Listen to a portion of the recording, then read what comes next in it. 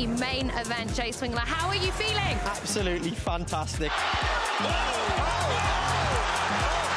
you not entertained?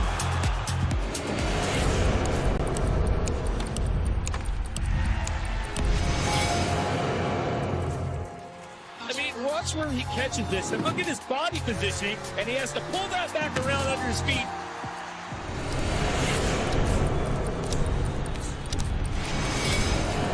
Navigate fight night, key moments, replay the rounds and the action you want to see again and again.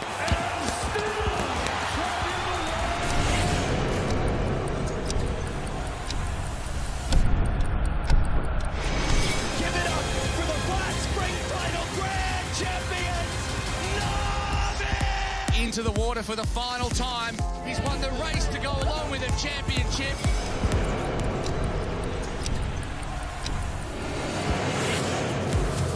Absolutely magnificent.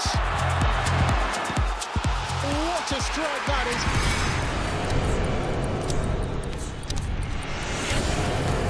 The fight starts now!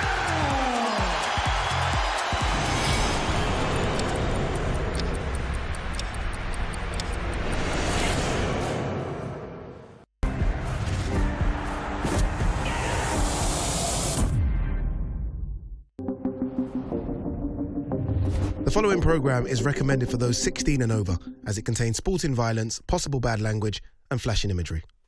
Good evening and welcome. From the four corners of the world, to the four corners of this ring, the fight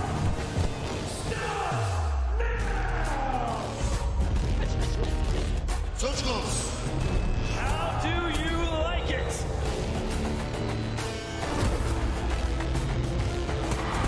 Off the show.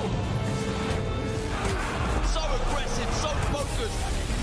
Look at these two guys. Still the undisputed champion of the world.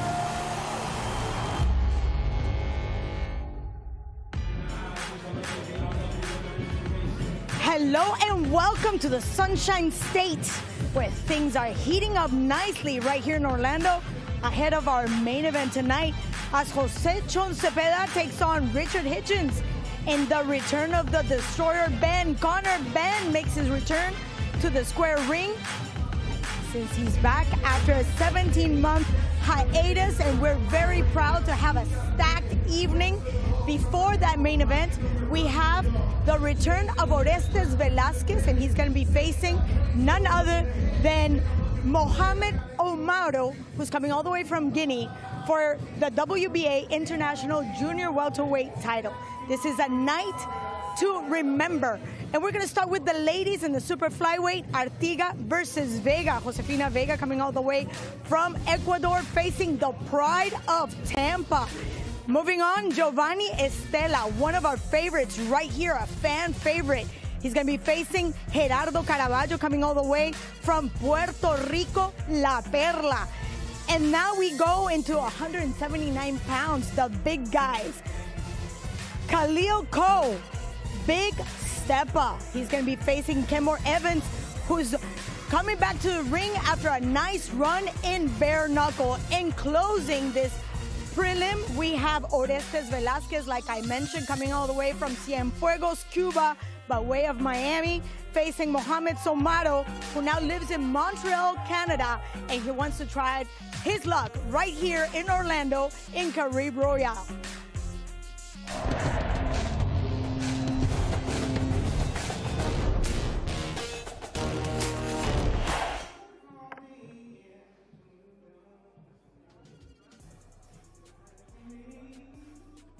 In the Animal Artiga versus Josefina Vega. This is the tail of the tape. 31 years of age for Jasmine Artiga from Tampa, Florida. 39 from the Ecuadorian boxer. The advantage is on the reach, 62 inches for Jasmine Artiga, 58 for Josefina Vega. And with us here at the table, it's Sky Nicholson, the new WBC interim featherweight title. Sky, thank you for being with us in the zone. Hello, thank you for having me. And let's go for the introduction for the boxers with David Diamante. Ladies and gentlemen, good evening and welcome to the Caribe Royale here in the beautiful city of Orlando, Florida, USA. We are live on DAZN for a big night of World Championship Professional Boxing. It's all being brought to you courtesy of Mr. Eddie Hearn of Matchroom Boxing. We're sponsored tonight by Bet Online, Stagefront, and Caribe Royale. All of tonight's bouts are sanctioned under the auspices of the Florida Athletic Commission. The executive director is Timothy Shipman.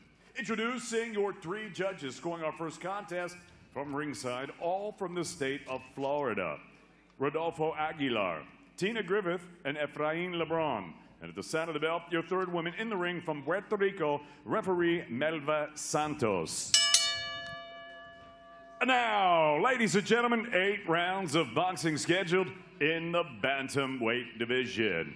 Introducing first, fighting out of the red corner, wearing the solid black trunks. She scaled 114 pounds bang on. Her professional record, 9 victories against 6 defeats. She has 4 wins coming by way of knockout. She fights out of Quito, Ecuador. Please welcome Josefina Vega.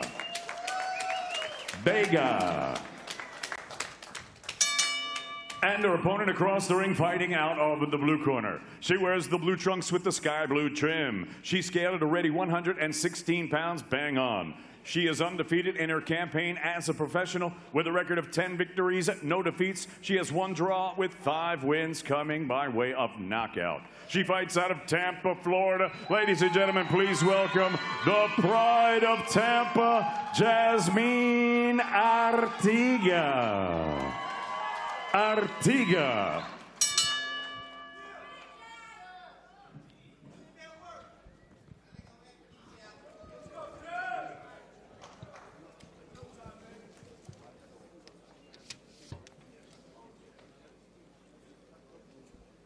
Okay, ladies, you know the rules. Damas, ustedes saben las reglas. Obey my command all the time. Obedezcan todos los comandos que le dé. Protect yourself all the time. Protéjanse todo el tiempo. Choque en guante. Those are the last instructions from Melba Santos, the third person inside the ring. And now with us is Claudia Trejos. And we're back with a vengeance. I'm so excited to have Sky with us. Yep. So much to ask, so many things to talk about. I'm so excited to be here. She just fought last week, and look at her. Like nothing happened. Flawless. She is flawless. And just to give you guys a little backstory, I've known Jasmine for a while. I also know her dad. They come from a family with deep, deep roots in the sport. And as you can see, she's not giving any time for studying, checking out her opponent. She's very aggressive from the get-go. Yeah, she's become a force to be reckoned with in professional boxing. The pride of Tampa, Jasmine Artiga. BoxRec actually has her down as an orthodox, so I was quite surprised when I watched a little bit of Jasmine. She's a southpaw. Oh, excellent. The left hook by Jasmine Arteaga.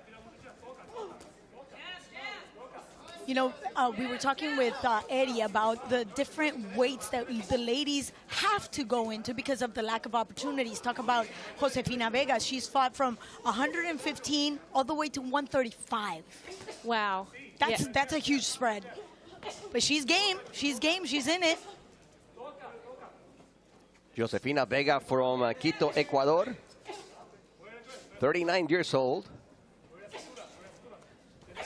Excellent nice defense movement from Josefina Vega.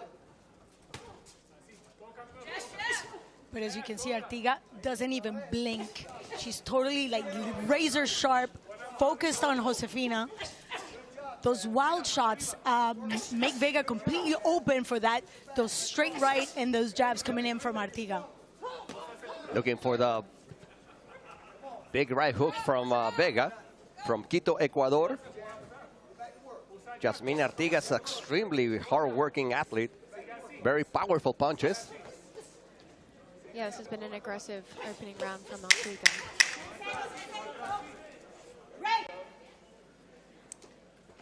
Last couple seconds of this first round. Remember the Women's rounds are 2 minutes. What's your posture, Sky, about the 2 minute versus the 3 minute rounds? You know what? I'm quite impartial about it. I don't necessarily see the fight for the 3 minute rounds.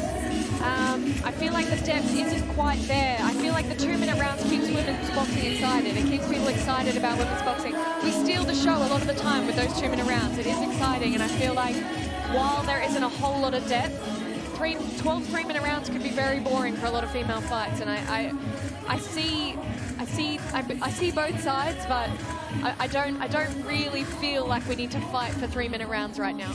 Because a lot of female boxers, they complain that they don't have enough time inside the ring. Oh, for sure. I think you would definitely see a lot more stoppages and knockouts in women's boxing with the 3-minute rounds. As the ref calls to action, we were reliving the activity in this first round, and you could see how Artiga had control of that round from head to toes with nice spurts of energy on Vega's behalf. Yeah. But still, the control of the rhythm and the pace is definitely on Artiga's end. Definitely. This fight is scheduled for 8 rounds in the super flyweight division. Excellent combinations by the pride of Tampa, Jasmine Artiga. I gotta hand it to Vega because she's obviously in a height disadvantage, but she's using her legs and, just squatting for the bobbing and weaving. And it's not like she's slipping and sliding a lot, but that slight movement of her waist is evading a lot of the contact from Artiga. Yeah, it's definitely making it harder for Artiga to land those clean shots, being that moving target. I think she's doing that very well. She's landed a few nice shots of her own here in the second round as well. Excellent, working the body of Jasmine Artiga. Looking for that left hook to the... One more time, or now with a right hook to the body from Artiga. Yeah, nice body punching from Artiga there. And she really doesn't need to even get out of the pocket. Watch, she just stays in there because the defense is solid, and obviously she has no respect for Vega's punching power. So she just sits there, and then the timing is perfect just to come back with nice little hooks.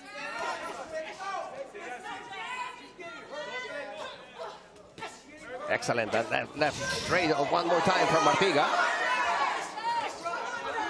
Oh, that one straight to the face from Josefina Vega.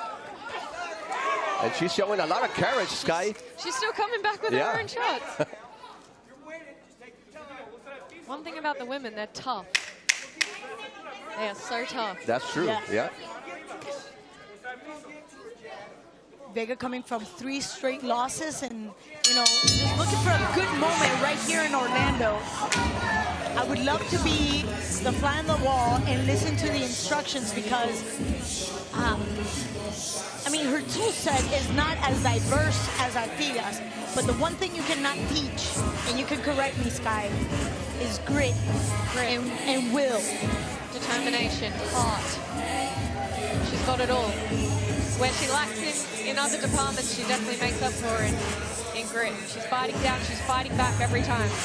That left hook on Artiga landing right into Josefina's face.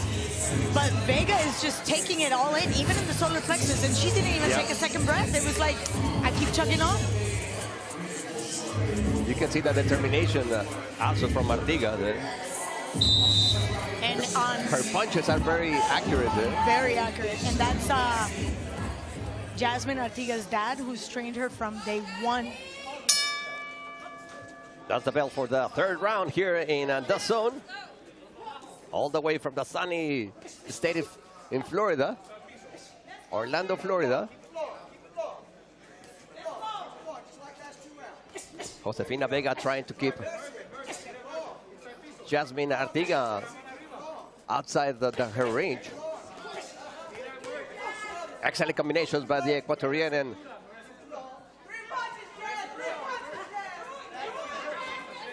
that low center of gravity really works in her favor, especially because Artiga is that much taller than her. So she's completely out of range.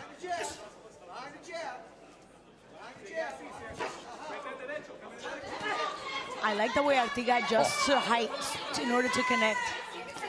One more time, the left hook by Artiga. Vega just keeps coming back with her own shots as well, though. She should start working at the body, don't you think?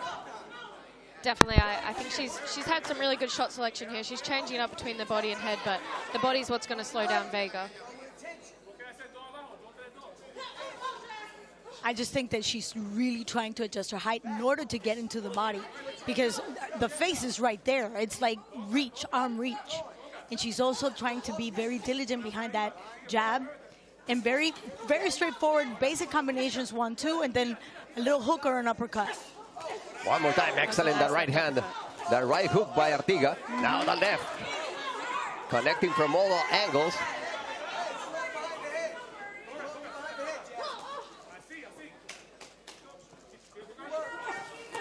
Oh, down she goes.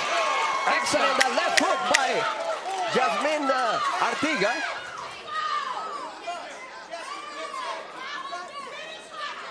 She says she can continue. Let's see all. Saved by the bell. By the bell. Literally. What a left hook by Artiga. That was a big shot. I can't wait to see the replay of that. Let's take a quick look at what happened, because it was so fast. And Artiga was setting it up. I cannot. She really jumped in with yes. it. Whole body behind it. Big shot. But you could see how she was like growing into it. What you did in the first 2 rounds. You started wanting to go to war a little bit at the end. First she got the right. You started a little confident. And then she got the distance that she needed. Looking for the left. And there you go. Oh. But it Lovely goes shot. back. It was a beautiful, beautiful coordinated. Whole body behind it. Yes. But she saw it coming, because in the first 2 rounds, we saw how Vega opens herself up. So I think Artiga was just looking. Go to the body, go to the body, boom. Yeah. Then up to the head. You know what Julio Cesar Chavez used to say? You know this. You go like any trunk. We go to the body, the head will fall all on its own. We're in the 4th round. 5 scheduled for 8 on the super flyweight division.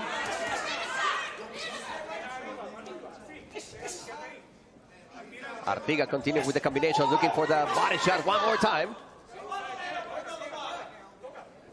Check out that right leg. She does that little side step just to go in with that right hook. It's just, and it's very slight movements. And Sky, you with that long amateur career, you know what it takes to be so consistent with that footwork. Yeah, she's doing exactly what she needs to do to have that southpaw advantage. She's keeping that right foot outside the front of Vega's front foot to set up those nice left uppercuts to the body, the right hooks to the head. She keeps changing between the body and the head as well. Vega doesn't know where she needs to have her hands. And every time she got a chance, she just punishes her body. And now going straight to the head. It's just a matter of time for Artiga to win by KO. This would be a great win for her. She was out of the ring for a while. This has been a long layoff for her, 246 days. She needed this.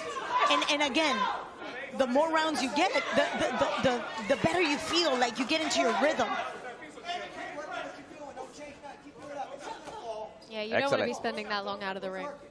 Yeah, her last fight was in January, right? January of this year against Ashley Vicente here in Kissimmee, Florida. Excellent double jab by Artiga. You can't take away from Vega's toughness. No, she's sheer will.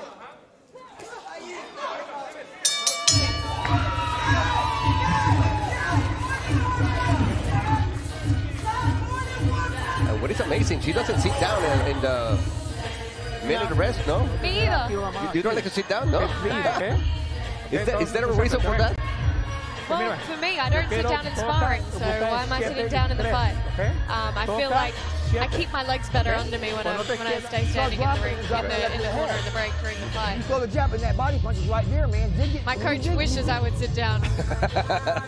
That's exactly what we saw in this last round, how she's so diligent behind that jab, just setting it up, and it worked beautifully in this past round where she opened up the space. Watch, that just comes with being a well-seasoned fighter. You know, using those little nudges just to open up the space in order to connect accurately.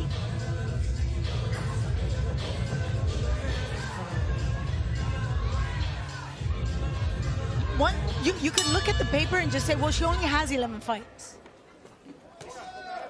That's the bell for the 5th round. Josefina Vega with the black trunks and top. Jasmine Artiga. Excellent body shot one more time by Artiga. I go back to what Sky just said. I give it all to Vega because Oh, definitely, yeah. Artiga is connecting beautifully into the solar plexus, and there is absolutely no budging in Vega. And you can see Artiga's all muscles, eh? Yeah. She came in late into boxing only 10 years ago when she was 21, and it was more of a matter to just stay in shape. And then, obviously, she's made a career out of it. Yeah, her pro debut was in 2017. Eh? Excellent combinations by Artiga. Very smart Vega, she needs to hold. Yeah, I think Vega did well to nick a bit of a break at the start of this round.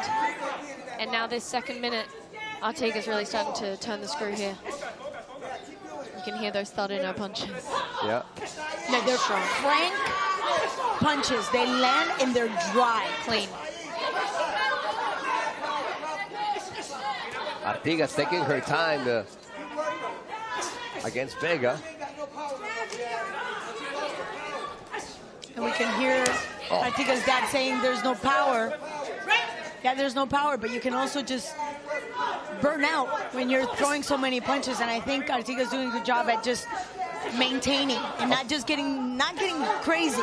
Of course, but you also got to be careful because Vega's throwing those crazy punches, and she can catch it with one of those. Of course. Oh, excellent combinations by Artiga one more time. Winning each and every round by the pride of Tampa. Okay, tiene 2 más rounds, okay? 2 rounds más, okay? 2 more rounds. You gotta get that up fast, ready. You gotta be much faster. 2 more rounds. Well, that's actually 3. 3. Yeah. Hey, somebody should remind him just in case.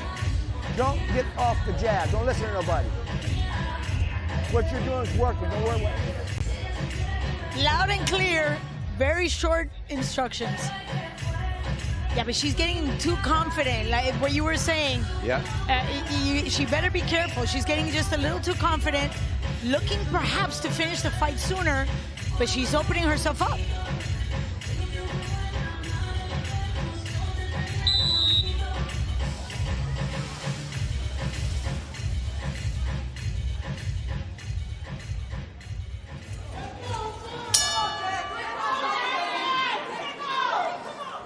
Here we go for the 6th round.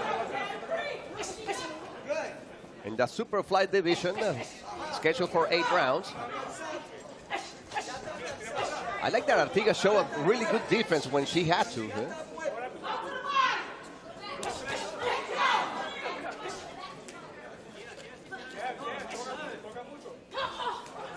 Waiting for the right moment to throw her punches, Artiga. And then just taking a little step back, Claudia. Saving energy. Her footwork is very, very precise. And like Sky was mentioning, you know, just making sure that as a southpaw, she's taking the advantage of her space, keeping that right leg outside. And it's just half a step, and right there. This is where it might become dangerous for Artiga. Yeah, Jasmine needs to just keep an eye on what's coming back because Vega can still be dangerous at this point, and she's throwing some wild swings. If Jasmine isn't careful coming in, she can get caught with something silly. Especially working the body. You can tell that she's hurting every time she receives a punch on the body. But she doesn't budge. No. And look at, we always talk about how the taller fighter has the advantage. In this case, because Vega gets into the pocket, then it smothers the punch from Artiga. And that's why she's not throwing that jab. Because she's smothered and she needs the space to throw the jab. Oof, headbutt. I felt that headbutt. Yeah, you gotta be careful with those headbutts. Especially against a southpaw. Oh, excellent. One more time. The straight left by Artiga. Vega's having a real dig here. She's showing a lot of heart. She is. And this is a woman that has had many layoffs in her career. 3 that have been more than 2 years. Wow. So the heart and the grit that she shows, that's not something that she works on. That is her. 4 rounds. Keep kicking her ass. Keep your hands up. You want every single one. There's nobody going to get caught. Okay? That 3-punch stuff, 1, 2, 2 is good. You're doing fine with that, okay? Keep working your shot. If you're going to get in close, you better dig the body hard, though. Because you don't need to be close. So if you're going to be in close, you better dig, pop, pop, and back up top. And then... We could see that. I like the way they both stay in the pocket. They're not afraid to just go toe-to-toe. That was a nice overhand right on Vega. And we're going on to the 7th round, Parejita. 7th round, yeah. I didn't thought that Vega was going to last for 7 rounds. After that 3rd round? Yeah. Like I said, these women are tough. Yeah, they are. They are. Eh? By the way, Sky, when is your next fight? Well, I know you just fought last week. Yeah. So. I swear I get asked that straight after I fight every time. No, I am hoping to get out again before the end of the year. Okay. Looking like late November, early December fight. So I haven't got anything locked in officially yet, but we'd like to defend the interim and then look for the big one. The big one. Yeah, in the first quarter of next year. That will be against Amanda Serrano. Eh?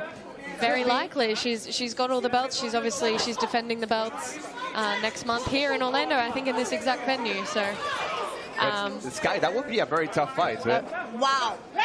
Vega using the clinch and with the right looking for Artiga's body. Now, if that's what I call being a seasoned fighter, you know, using those little, I want to say, you know, just being slick. Yeah, Vega's trainer is yelling, manos arriba, keep your hands up. Eh? Excellent combinations by Artiga one more time. And to really make a point today, they have both great conditioning. Because we had no lulls, no stop in action. This has been just massive production. And that's exactly what I was saying about the 2-minute rounds. It keeps women's boxing exciting. It's go, go, go, go, go. There's no time for lulls. In 2-minute rounds, it's not enough time to let it be close. Very good point. But look at Vega's face. I mean, she's taking punishment, but it doesn't show. Artiga now just standing right in front of her. She's very tough, man, yeah. A tough fighter, Josefina Vega, from Quito, Ecuador. That's it. One more. Mira, cuando entra, no entra así, mira. And these were Vega's best punches so far. This guy, she got a couple of good combinations. She did. She's showing she's still in this fight all the way to the end, and I could see from the first round that she's a tough woman, and where she's lacked and doesn't have the same skill that Artiga has, she's 100% made up for in will and grit. So I'd love to see her see this fight out. Yeah. 2 more minutes.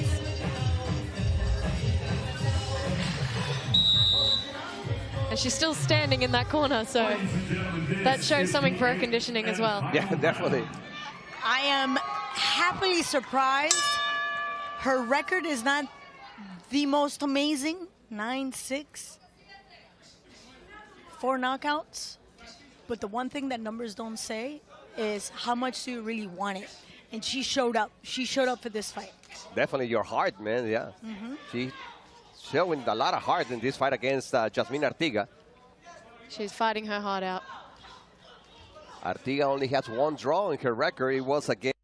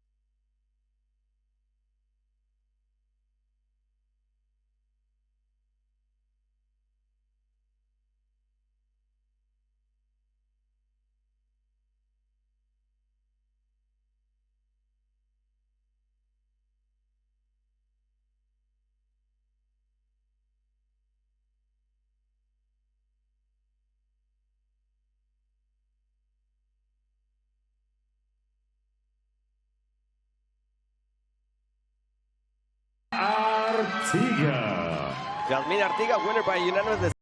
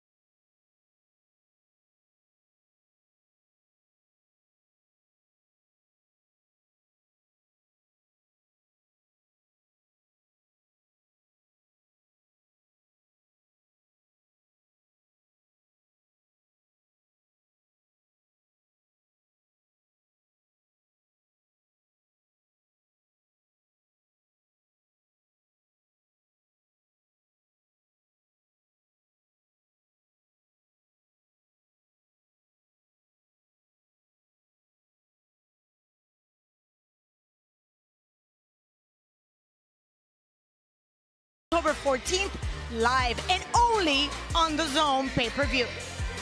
We have a date. The biggest crossover boxing event in history. Live on the DAZN pay-per-view, October 14th. 4 icons of the game face their judgment day. The Nightmare KSI faces the destroyer of influences, Tommy Fury. And global superstar Logan Paul makes his explosive return against Jiu-Jitsu world champion Dylan Dennis. History will be written. October 14th is Judgment Day. X Series 10 live on the DAZN pay-per-view, October 14th.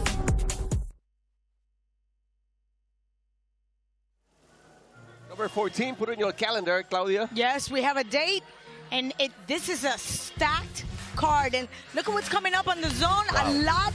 El Zurdo Ramirez. He's going to be facing Smith. This is going to be October 7th. And then Rocha Santillan. That's going to October be a war. 21st. That's going to be a war. And like, again, we're going to be making history. Amanda Serrano against Danila Ramos. First time the ladies going 12 rounds, 3 minutes, championship fight. This is a unification and one that Amanda Serrano wants to write another chapter in her own history book. That will be in the month of October. Those great fights here in the zone. Alexis and tonight Rocha, we have even more, because coming up we have Giovanni Estela, like you mentioned, the Lightning, facing Gerardo Caraballo. He comes from La Perla, Puerto Rico.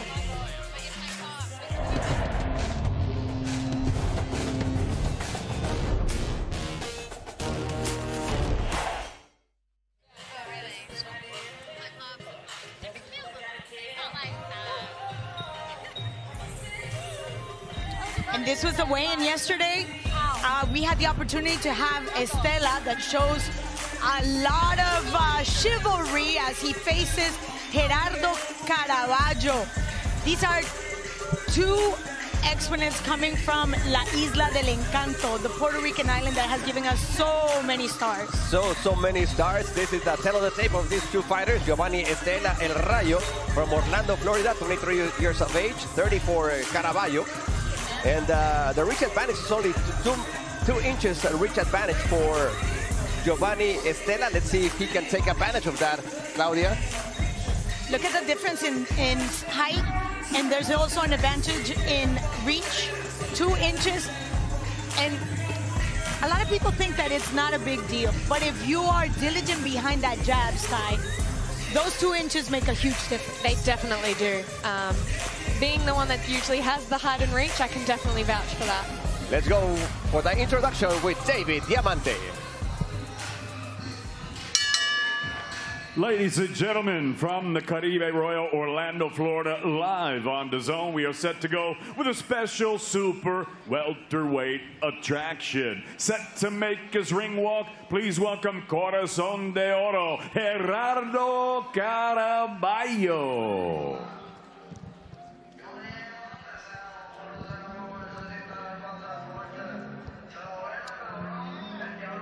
Puerto Rico presente. This is from Trujillo Alto, Puerto Rico. Luis Heart of Gold Caraballo. And guess who's training him?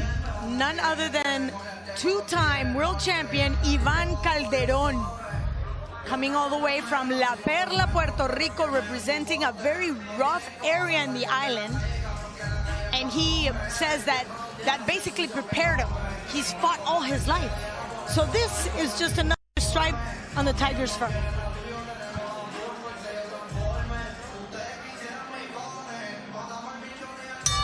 And now entering the arena, please welcome Giovanni El Rayo Estela.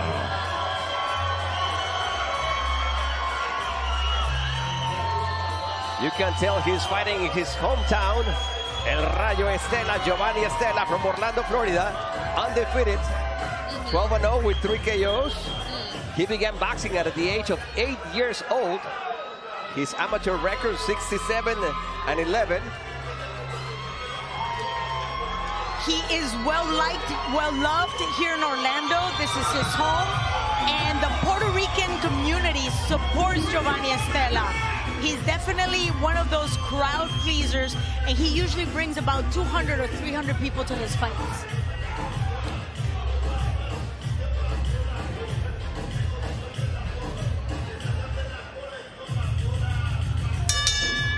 Ladies and gentlemen, from Orlando, Florida, live on DAZN, we are set to go with our next bout of the evening, and it's all being brought to you courtesy of Mr. Eddie Hearn of Matchroom Boxing in association with Box Lab Promotions. We're sponsored by Bet Online, Stagefront, and Caribe Royale. Introducing your 3 judges scoring this contest from ringside. From Nevada, Lisa Ciampa. From North Carolina, Troy Stamey. And from Florida, Michael Tate. And at the sound of the bell, your third man in the ring from Florida, referee Christopher Young. And now, ladies and gentlemen, 8 rounds of boxing scheduled in the super welterweight division. Introducing first, fighting out of the red corner, wearing a dark gray and red trim. He scaled 153.4 pounds. His professional record, 6 victories against 1 defeat. He has 1 draw. All 6 of his wins coming by way of knockout. Peleando fuera La Perla, Puerto Rico, Corazón de Oro, Gerardo Caraballo. And his opponent across the ring fighting out of the blue corner. He wears the red and white with the flag of Puerto Rico. He scaled 153.6 pounds. His professional record, a perfect one. 12 fights, 12 victories, 3 of them coming by way of knockout. Fighting out of Orlando, Florida, Giovanni El Rayo Estela.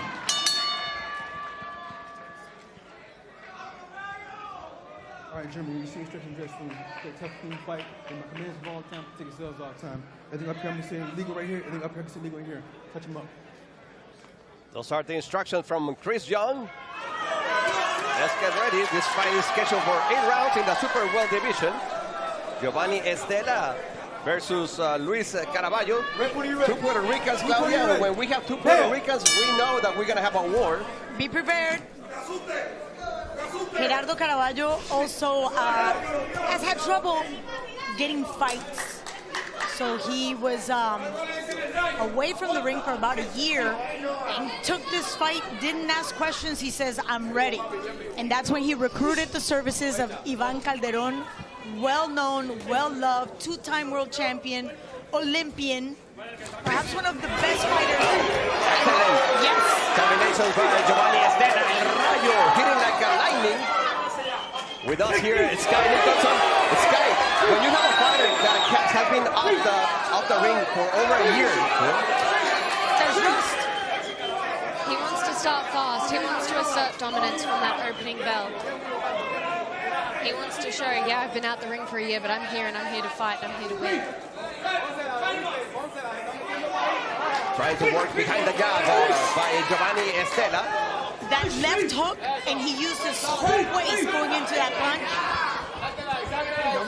Also taking advantage of that slight difference in height. Excellent combinations by Estela. Uppercut and hook. Oh, double left hook to the body, to the head from Estela.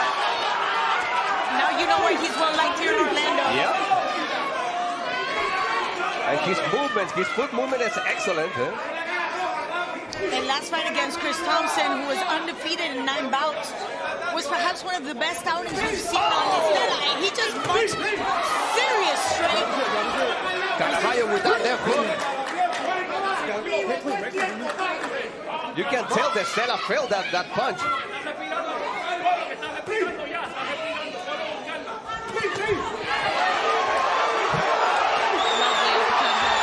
Making him pay, making him pay.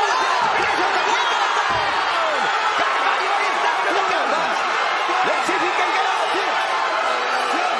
7, 8. He got out. Chris Young. This is over. What a punch. What a combination by Giovanni El Rayo Estela.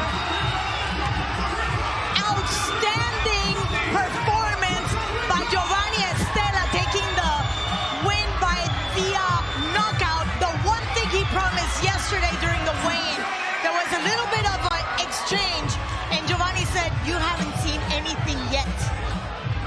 So now his record is 13-0 with 4 knockouts. Sky Nicholson is surprised. Yeah, no. On paper, you don't think that he's going to be the puncher. So no, that was exciting. Those were lovely executed shots. He did exactly what he needed to do, and I didn't expect it to end so early. I was just getting into it. I don't think nobody expected so early, yeah. And we gotta hand it to this young man, Corazón de Oro, that means heart of gold, because he came in to face a young prospect that is looking to go for a title very soon. But we were looking at those combinations, uppercut, left hook, and he was very precise. Giovanni took that fight against Thompson as a step up in opponent level, and he knew that he had to prove himself tonight. That uppercut. That right uppercut, yeah. The way he positioned himself. Perfectly executed. Here it is. Boom. Whoa! Very well. But as you could see, also that right hook was Just bringing the arms down. Yes. It brought him back into balance as well. He was there ready to bring more punches if he needed to. Excellent combinations by Giovanni Estela that he keeps his undefeated record. Now with 13 victories with 4 KOs. And if you guys hear a lady yelling and screaming, I don't know if we get a chance to see her. That's his mom, #1 fan, always there, always supporting her son, and we can hear her miles away. I love that. Let's get the official time with David Diamante after this excellent win by Giovanni Estela. Ladies and gentlemen, referee Christopher Young calls a halt to this contest. The official time of the stoppage, 2 minutes and 10 seconds of round #1. Declaring a winner by knockout, he's still undefeated, Giovanni El Rayo Estela. Now we know why they call him the Rayo, the Lightning. Giovanni Estela. Excellent performance against Luis Caraballo.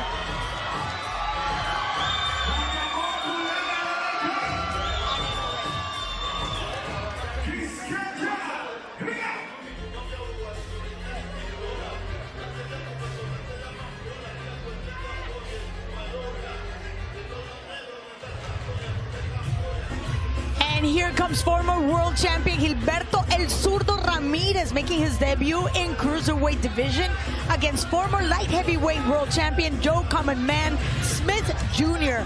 Again, this is going to be live only on DAZN, and we have a date for October 7th.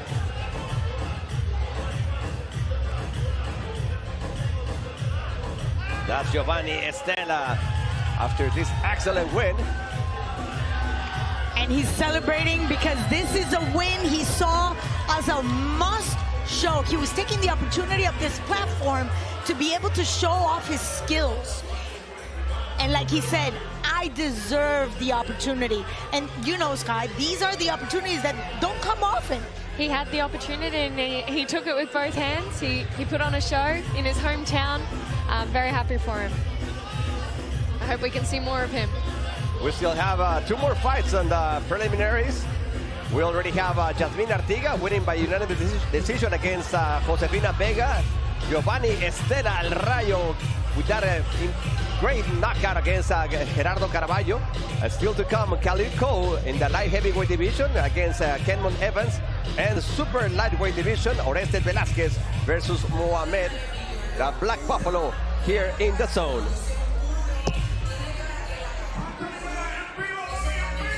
We're gonna enjoy some of the action in the first round. The only round on this fight. The combinations, the combinations from Giovanni Stella, they were amazing. Eh? Perfectly executed. Perfectly executed. He saw the openings, he set them up, and he took them perfectly. Look at that power. It was just, again, we've seen this young man grow into his man body and putting it to the best performance, taking on a guy that literally comes from fighting in the streets, that has fought anybody and everybody in Puerto Rico, and was willing to come last minute to face Giovanni Estela. Hats off to him for taking such a hard fight after a year out of the ring as well. He That's definitely he came there. He came in there to win as well. So. Oh, you saw that. There was no waiting. There was no, let me see what this guy has. You know, right in there. Punches blazing right out of the gate. Great victory by Giovanni Estela. 2 minutes, 10 seconds on the first round. That shows the importance of staying active as well, not letting that ring rust build up for too long. I remember those very famous words by Mike Tyson, be ready to be ready. We still have a lot of more boxing here coming on the zone. This is the main event of the evening. Whoa! He's produced a flawless performance. Zerto is ready to remind the world what he's made of. He knows what it takes to become a world champion. Amanda is on fire tonight. Damn, his ticket for a world title shot. Stunning finish.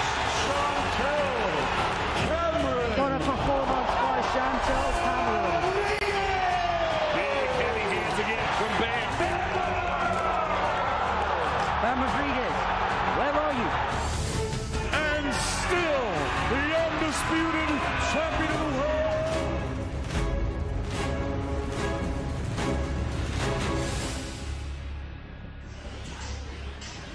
And we're back from Carib Royale here in Florida, Orlando to be exact. Very heated evening, and we started with that fight between the ladies, Artiga against Vega. Now an outstanding win on Giovanni Stella over Gerardo Caraballo, and we're in great company as Olympian and just cruising through your division. Sky Nicholson is with us, joining us in the commentating. How do you feel? How do you see this card up to now? I'm loving it. It's been all action. Obviously, that last fight was very exciting. Only lasted just over 2 minutes. So, no, it's been a really good start to the night, and I think we're in for a lot more excitement to come tonight. Believe it or not, she just fought last week, 10 rounds in Tijuana. Right, in Tijuana, Mexico against Sabrina Perez. How was that fight? It was a great fight. Obviously, unfortunate circumstances followed the fight, but I was very happy with my performance. I feel like I got to show glimpses of what we've been working on in the gym and the progress I'm making as a professional. And yeah, I'm really excited to keep building on that and building myself to be that finished product. And on that fight, you won the interim featherweight title, right? Yes. Yeah. WBC interim. So we're looking to defend that before the end of the year in hopefully a really good fight. I want to fight someone with a decent name, a decent background, a seasoned professional, and then look to make that big fight early next year for all the gold. And I know we have a lot of action coming up, but I want to take this opportunity to just send our thoughts and our prayers to the Arau family after the Diego Arau passed on. unfortunately, that evening. But the family, the zone here, we're all with the family. And, of course, we're going to have to just keep in mind, you know, this is the kind of stuff that happens in boxing. Yeah, this one was something you'd never expect, obviously. Yeah, very tragic and devastating, unexpected circumstances that took place. But, yeah, my thoughts and prayers are obviously with Sabrina and her family during this horrible time. Yep. Definitely, yeah. And once again, we have to go back to the ring, and now we're going to go to the big guys. Light heavyweights, and we're going to have Khalil Cole facing Kenmon Evans. Yeah, on the light heavyweight.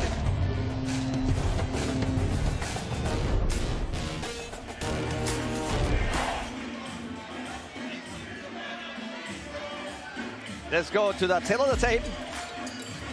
On these two fighters, Khalil, the big step ago, 27 years of age, 31 for Kenmon Evans. The reach is 6 inches advantage for Kenmon Evans. Let's see if he can take advantage of that, Claudia. The 6 inches and also 3 inches of height. I got something else that you know that Kenmon can take advantage of. The fact that he comes from bare knuckle. That's and true. He just took a little break from bare knuckle to come back into the ring. Boxing is his core sport, but he's into MMA, he's into bare knuckle and other different martial arts. Can that be confusing? I mean, there's so many different stances that perhaps going back to the ring could be complicated. I mean, for me, it's always just been boxing. So I can't say from experience, but I think I've definitely seen in the past the crossover. You can see the Let's go with the official introduction with David Diamante. Ladies and gentlemen, from the Caribe Royale here in Orlando, Florida, live on DAZN, we're set to go with a special light heavyweight attraction. Set to make his ring walk, please welcome Kenmon King Evans.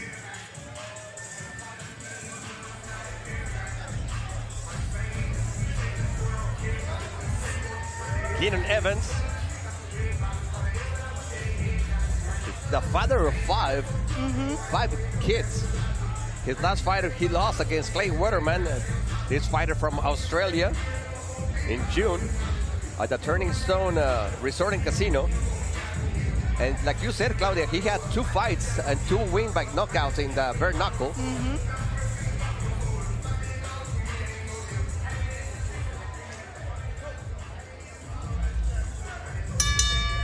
And now making his way to the ring, please welcome Big Stepper Khalil Cole.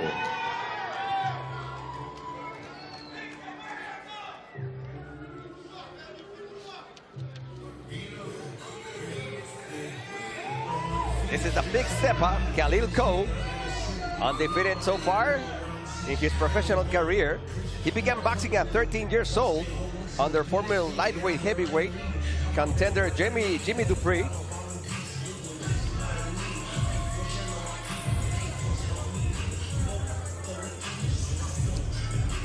A lot is expected from this young man who was a rising star in the amateur ranks, taking on the world champion at the time.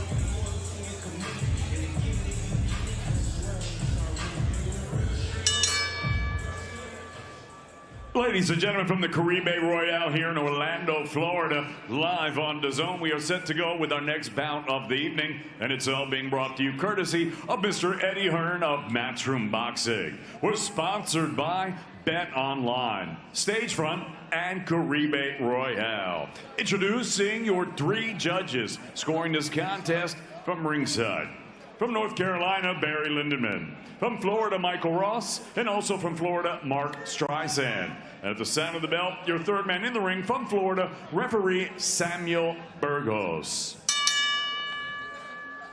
And now, ladies and gentlemen, 8 rounds of boxing scheduled in the light heavyweight division. Introducing first, fighting out of the red corner, he wears the red trunks with the black trim. He scaled 179.8 pounds. His professional record, 10 victories, 1 defeat, 1 draw, with 3 wins coming by way of knockout.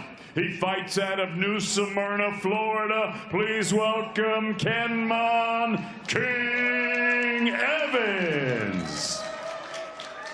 Evans. And his opponent across the ring fighting out of the blue corner. He wears the black trunks with the red and white trim. He scaled 179.6 pounds. He is undefeated in his campaign as a professional with a record of 6 victories, no defeats, 1 draw, with 4 wins coming by way of knockout. He fights out of Jersey City, New Jersey. Please welcome the undefeated Big Stepper, Khalil.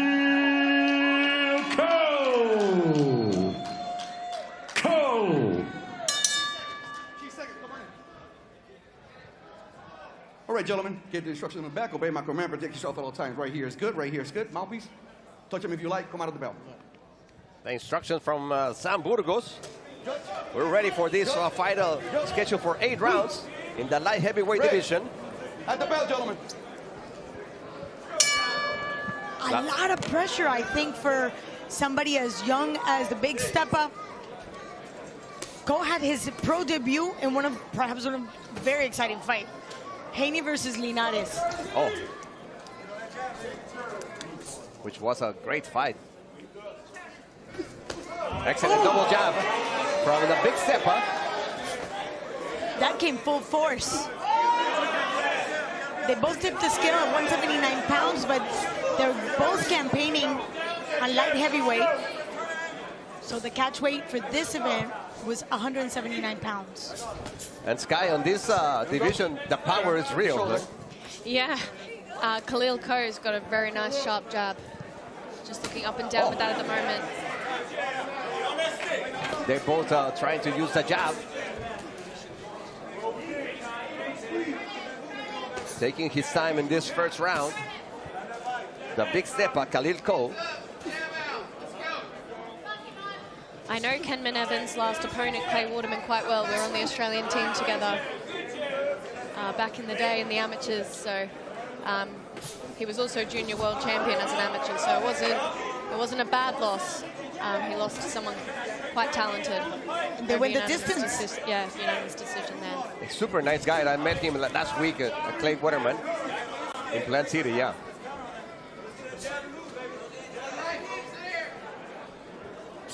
Those quick feints from the jab, trying to maintain Khalil Koh at a distance. Khalil Koh's jab is super fast. Huh? Not only is it fast, it's a power punch. Yeah. It's not just to get points. Right, he's putting a lot of power into that punch. Yeah. That comes with damage. It's very sharp and very precise. He doesn't move a lot, saves a lot of energy. There's that. Ooh! Well done, King Evans. That very quick hook. Keenan Evans is one of 16 children. Huh? He got 15 brothers and sisters. Wow. There was no cable. Wow. There was no. Wow is right. There was no Netflix. Nothing like that. Well, I'm one of 17, so I know. Oh, let's go. Stay back. Stay back. Let's go, gentlemen. Yeah, he had nothing on you. Huh? A lot of patience on both sides. Excellent movement by Big Stepper Koh. Oh, yeah, right hand. Right cross by Kenon Evans. Yeah, Kenman is not joking. He's taking his time. In front of him, he has a very young buck who wants to prove himself. Really nice opening round of clean boxing from both sides.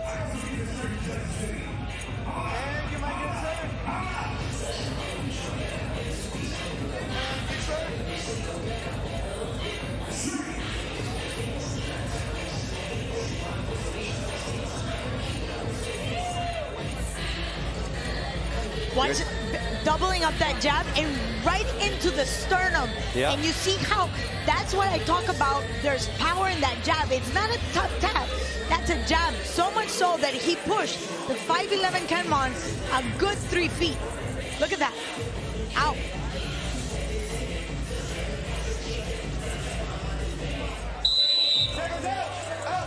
Definitely, that was a really good first round. And Kenman is not, he's not just sticking stamps. He's going for the marbles. He's going for everything. Big Zepeda had a great amateur career. In his first international tournament, he made headlines by knocking out the Olympic champion from Cuba, Yeah, Julio Cesar La Cruz. Yeah, Yes. I was in Germany. But then he had some problems with the law. He didn't make it to the Olympics. He didn't need to. He went straight to the pros. Oh, excellent left hook by Cole. He's in problem. Yeah, Kieran Evans goes down on the canvas. He's not 100%. No. Let's see if he can. Sam Burgos asking him if he wants to fight. And this is only in the one more time, the left hook. second round. Oh, Yeah. goodness. And he's going for the KO in this round. Excellent combinations by Big Zepeda. Still almost 2 minutes to try and get through. It's going to be very hard for Evans here. He's out. He's out. That's it. He is out. Sam Burgos step in just to save for more damage. Kieran Evans.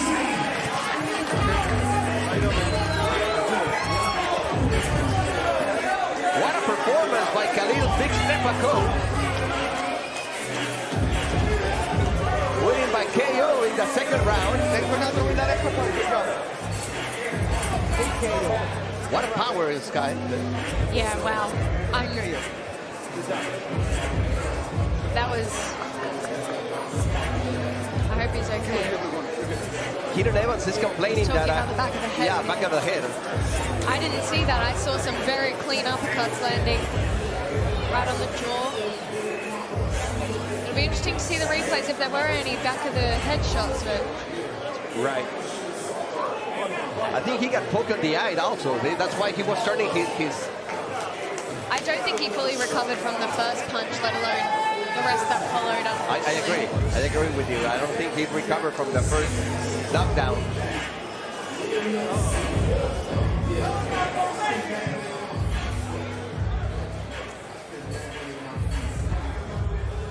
With this KO, Khalil Cole now has a record of 7, 1 draw with 5 KOs. And he really showed a lot of power in this division, Sky, at 175 pounds. Huh? Yeah, definitely. I think Khalil Coe's really, he's making his mark. He's showing that he's going to be a real contender in this division.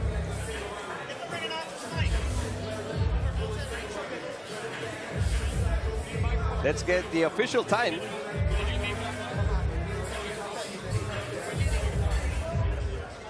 At only 27 years of age, showing a lot of. Now let's get the official time with David Diamante. Ladies and gentlemen, referee Samuel Burgos calls a halt to this contest. The official time of the stoppage, 1 minute and 21 seconds of round number 2. Declaring your winner by TKO, he's still undefeated, Big Stepper, Khalil Cole. Khalil Cole, Big Stepper, 1 minute 21 seconds of the second round. Win by technical knockout. What a performance, Guy. Very, very good performance. Khalil Coe's, he's shown he's not just a prospect anymore. He's making moves. He's making statement wins. Definitely. Let's go with Claudia Trejos with that interview. That first round you dominated. How would you grade your performance? I would say not an A plus because, you know, I got touched for like a couple weird shots. I shouldn't have got touched at all, but overall, I'll give myself an A. That was a great exchange from a veteran who's been around not only in boxing but also bare knuckle, and I could see how you were taking advantage of that clinch and going for the body. What were you thinking in that moment?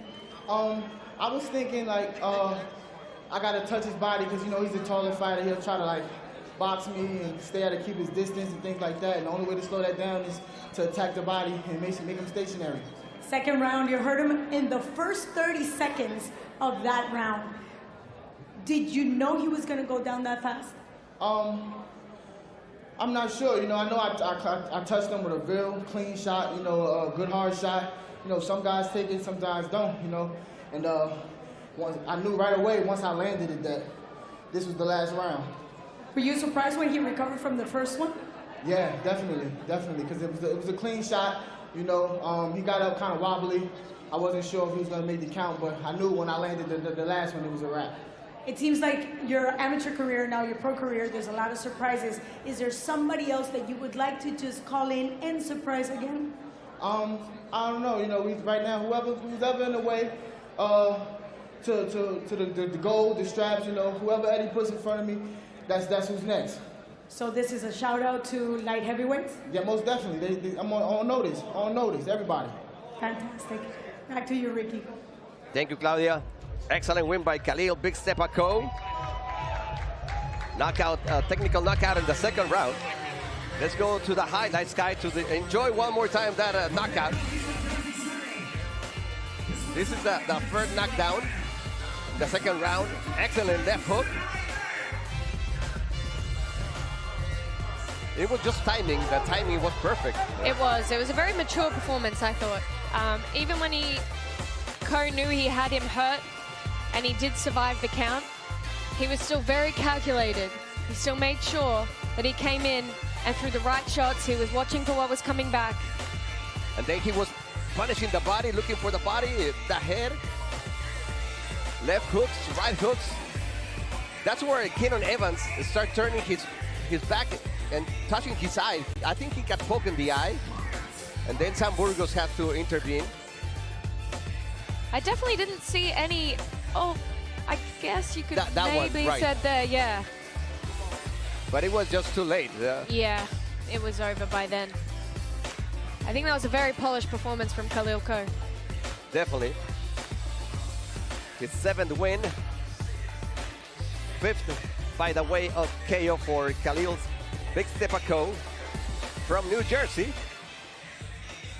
We still have one more preliminary fight here in the DAZN. Orestes Velasquez versus the Black Buffalo, Mohamed Suamoro.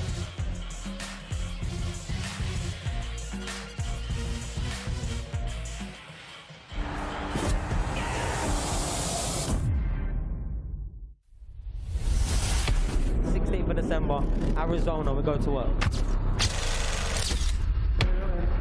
Arizona. Jesse Rodriguez against Sonny Edwards is just a fantastic fight.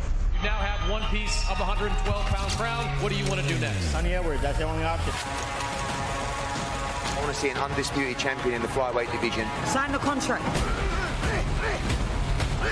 Sam Rodriguez is probably the biggest puncher in the division. That's the reason we signed with Matchroom and with DAZN. I think this is genuinely as elite can get. The big unification to come against Jesse Rodriguez. He's going to have to be switched on for every single second of every single round. Sam Rodriguez, where are you? Rodriguez putting on the performance of a lifetime. Oh, lovely long left hook. All in. Sinker swift. This one of the best fights of the year, pound for pound.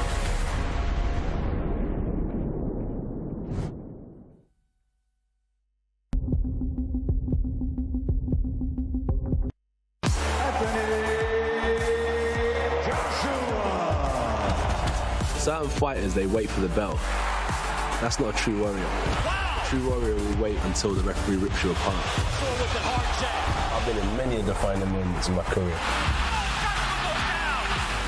Dylan White fight, which was a straight-out war. These are all time that will add to the legacy. Oh, I'm sure he's getting up from that. It was tough, but it made me.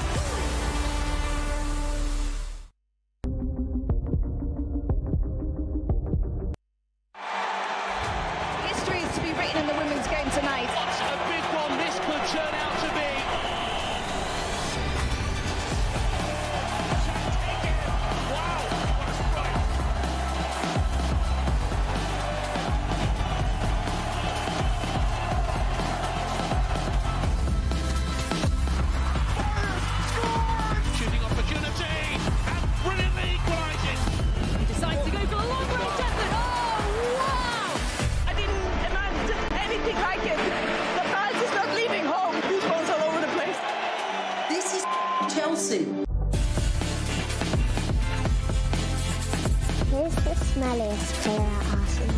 smelliest. That's a good ball, and it's in!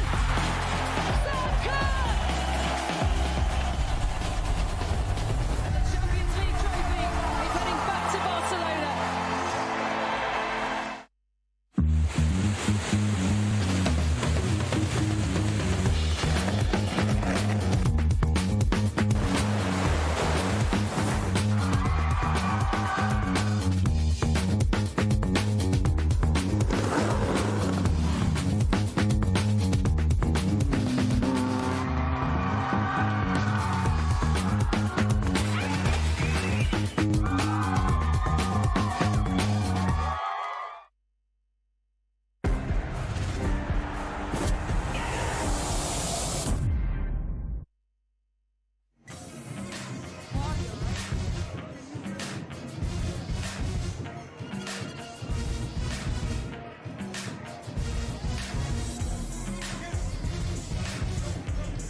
And here we are with none other than Jesse Bam Rodriguez.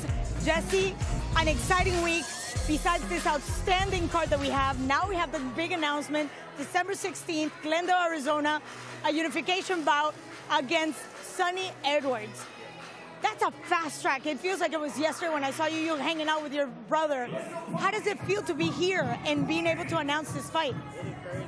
Just 2021, it was hard for me to even get a fight. In 2022, I got my title. And then 2023, I picked up my second title. Now I'm unifying against Sonny Edwards in a huge fight. December 16th, Glendale, Arizona. Don't miss it. No, you cannot miss it. And let's not forget that there was a time when you took on huge fighters, veteran fighters, among them Rungvisai, among them Carlos Cuadras. How did you feel in that moment when they were giving you that opportunity? It was crazy. The first opportunity I got was against Cuadras on a 5-day notice. And right when I got that call, I said yes, because I knew my life was about to change. And how has your life changed? Everything changed. I'm a king back home in San Antonio. You know, people praise me, and I'm grateful for it all. All my hard work has finally paid off. And I remember back in the day when we were following Josh, your brother, and you knew you were going to be that big. I remember having this conversation with Robert Garcia, and Robert said, if you like Josh, wait till you see Bam. Do you remember just watching your brother? How much did you intake from his experience? Yeah, he's actually, he's the reason why I went pro so early. I remember going to his professional debut. When he got in the ring, I just felt his energy. It was a dream come true for him, so I wanted to follow in the footsteps because, I'm the little brother, wanted to be the big brother, so that's why I did what I did. So when you've seen your brother face everybody and anybody in his division, now you understand the importance of this opportunity, December 16th.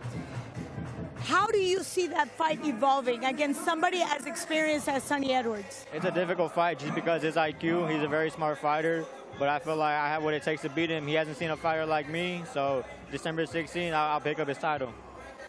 When you promise about bringing his title back to the U.S. and talking about that rivalry, the U.K. against Mexico or Mexican-American, what does that mean to you?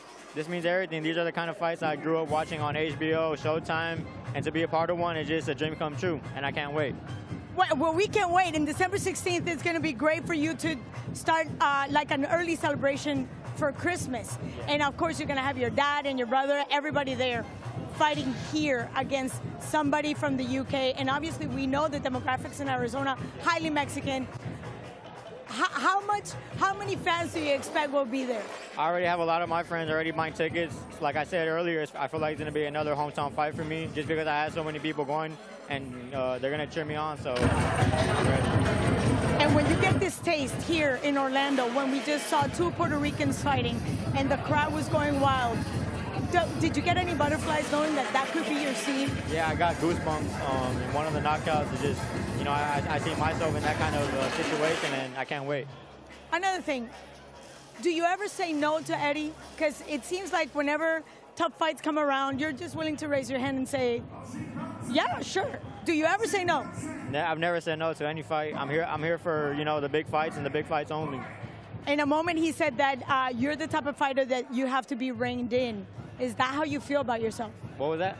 that he says that you're the type of fighter that needs to be reined in because you just want to go straight to the championship fights. I mean, that's what I'm here for, the big fights. So, I mean, whatever Eddie says, that's what goes. And how have you liked this preliminary bout card right before the main event? Oh, every fight has been action-packed. Already got 2 knockouts and a good female fight, so it's been good so far. Well, I'm so excited to have you here. Very proud to be able to make this announcement. Don't forget, December 16th, we're live all the way from Glendale, Arizona, only on DAZN. We're going to have Bam Rodriguez in a unification bout against none other than Sonny Edwards, that's coming all the way from England. By the way, just real quick, you guys had like a couple of exchange of words. What did he say to you? Oh, he hasn't said much, to be honest. He's been, pretty respectful, which was surprising, but it is what it is. Business will be handled December 16th. We can't wait. So now we're going to take this opportunity to just go back to Ricky because we have a lot more coming up. 16th of December, Arizona, we go to work. Jesse Rodriguez against Sonny Edwards is just a fantastic fight. You now have one piece of the 112-pound crown. What do you want to do next? Sonny Edwards, that's the only option. I want to see an undisputed champion in the flyweight division. Sign the contract. Bam Rodriguez is probably the biggest puncher in the division. That's the reason he signed with Matchroom and with DAZN. I think this is genuinely as elite can get. The big unification to come against Jesse Rodriguez. He's going to have to be switched under every single second of every single round. Bam Rodriguez, where are you? Bam Rodriguez putting on the performance of a lifetime. Oh, lovely long left hook. All in. Sink or swim. This one of the best fights of the year, pound for pound.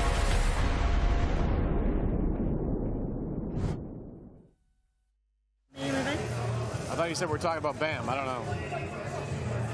And we're here with Chris Mannix, my partner of many battles. Chris, what do you think about the preliminary bout card up to now?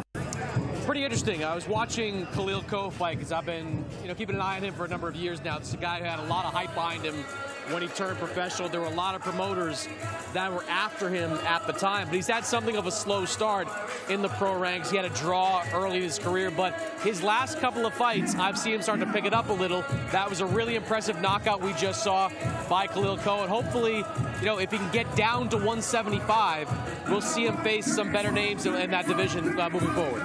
Impressive. That jab with all kinds of power, highly impressive. I was very happily surprised. But we just had Bam Rodriguez talking about how important it is for him December 16th for the unification against Sonny Edwards, that we know very well. And we go back to that new rivalry, Mexico against the UK. How do you see that fight evolving? I think it's something of a chess match.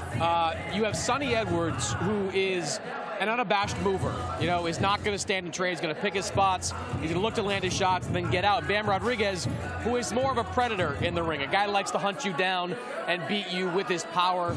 I think it's going to be a clash of styles and a battle of styles, and we'll see, which one of these guys can dictate the pace of his fight. I'm also wondering exactly what kind of condition Bam Rodriguez is going to be in going into that fight. I mean, he picked up a title at 112 his last time out, but it was a costly one. He had to have surgery on that jaw, and there is still hardware in there right now. He hasn't taken hits on it. He's not going to take hits on it until next month. Now, other fighters have gone through something similar, but Oscar Valdez. Right, perfect example. In his very first fight, he's not taking a tune-up fight to come back. True. He's taking on arguably the best man in the division along with himself.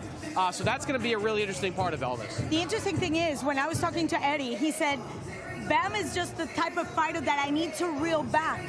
I just have to, because he's all gung-ho and ready to go. Literally punches blazing from the gate. Would that work against him? Precisely because of what you just said. The surgery, the jaw, being away from the sport for a while. I think Bam may have said this to you just now, but I think Bam learned a lot from that Christian Gonzalez fight, because Christian Gonzalez, while not being on the level of Sonny Edwards, is also a mover, somebody that tried to force it into more of a boxing match than a brawl, which Bam was getting used to with Sor Rungvisai and Carlos Cuadras. So I think Bam can take some lessons from that and just learn to be patient in this type of situation. Sonny is only going to present certain opportunities for him to get his punches off. He can't get frustrated. He can't let Sonny, kind of just pot shot him from different angles. He's got to be a more patient fighter in there if he's going to get a win on December 16th. And from your standpoint, he mentioned whenever you go into a fight, you always fear worst case scenario. That was perhaps one of the worst case scenarios, having a jaw broken and still going the distance to take the win. And I did it, and I still won. What kind of scenario could we see? It's precisely because he's lost all fear. There's nothing that he hasn't seen in the ring. No, there's nothing he hasn't seen in the ring. And I do think he's going to have to be as more, to repeat the word, more patient than he's been ever before, because Sonny, we've seen what Sonny is. Sonny is not going to be lured into a brawl. He is not going to let Bam Rodriguez dictate the pace. Sonny knows exactly what kind of fighter that he is, and he knows how successful he can be. As he has a higher ring IQ as anyone in the lower weight class. So Bam Rodriguez in the early rounds might get frustrated, but he's got to keep applying pressure, got to keep trying to cut the ring off, and got to try to force Sonny into uncomfortable situations. That may take, it probably will take, all 12 rounds, but he's going to have to find a way to be patient during that fight. And another fight that's coming up next, because of course we have the best fights right here live on DAZN. Zurdo Ramirez coming back, making his debut on yet another division where Mexicans in general are not seen. How do you see that fight for Zurdo? I think the Joe Smith fight is a really interesting one, the right one for both guys. Joe Smith, of course, is coming off the loss to Artur Beterbiev. He had accomplished what he could accomplish in the light heavyweight division, so it makes sense for Joe Smith to move up in weight. Zurdo Ramirez, we saw after that mess against Gabe Rosado where he couldn't make weight or come anywhere close to making that weight. He needs to move up. He has always been a massive light heavyweight. He's a guy that it was almost astonishing every time we saw him cut down because he'd rehydrate to 190, 195, even over 200 at times. So this is the right weight class for Zurdo Ramirez. I think this is a can't-miss fight because I think both these guys are going to be there right in the middle of the ring trading punches. Joe Smith had some of the heaviest hands at light heavyweight. I expect his power to go up. And Zurdo Ramirez, a very active puncher at light heavyweight. I expect him to be in a firefight in that fight as well. One thing is to be able to handle that weight and rehydration. Another thing is to be able to handle that throughout camp. How hard must Zurdo stay in camp and work in order to maintain agility and speed? You know, it's going to be a challenge for sure because he's going to be adjusting to a new weight class. But I think at the same time, not having to be so focused on making 175 is going to have to be a relief to him. I mean, he had to starve himself to get down to 175 at times. Some of these weigh-ins you saw him at towards the tail end of his time at light heavyweight, he just looked emaciated at times. So I think it's going to be a more benefit than anything negative for Zurdo, just being able to relax a little bit, not worry about cutting that extra 10-plus pounds, and just being able to focus on his training in this fight. Well, I'm looking forward to seeing that power and obviously an explosive fight. And with that being said, there's a lot more boxing coming up on DAZN live, only here with us. This is the main event of the evening. Whoa! He's produced a flawless performance. Zurdo is ready to remind the world what he's made of. He knows what it takes to become a world champion. Amanda is on fire tonight. Damn, his ticket for a world title shot. Stunning finish. What a performance by Chantel Cameron. Big heavy hands again from Bam. Bam Rodriguez, where are you? And still the undisputed champion of the world.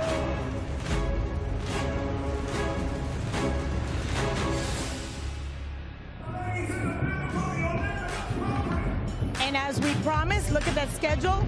Zurdo Smith, Rocha Santillan, and the return of Amanda Serrano against Ramos in a history-making bout. But here we continue with Chris Mannix, my partner of many, many, many, many battles. What are your thoughts on Rocha, Alexis Rocha, coming back, and this time against Santillán. I love Alexis Rocha's activity. You know, he has been the WBO mandatory for some months now.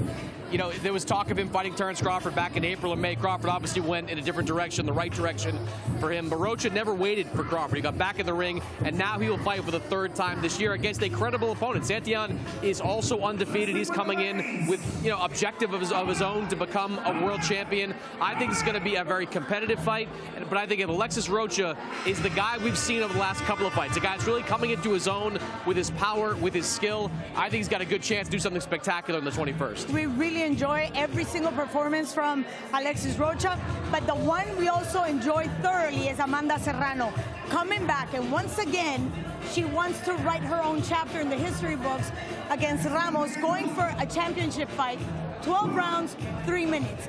Your thoughts on that? I think women should fight the same amount of minutes as men should. And I can completely understand why Amanda Serrano wants to fight 3-minute rounds, because if you're a power puncher, that extra minute means everything in rounds. You go back to Amanda Serrano's first fight against Heather Hardy back in 2019.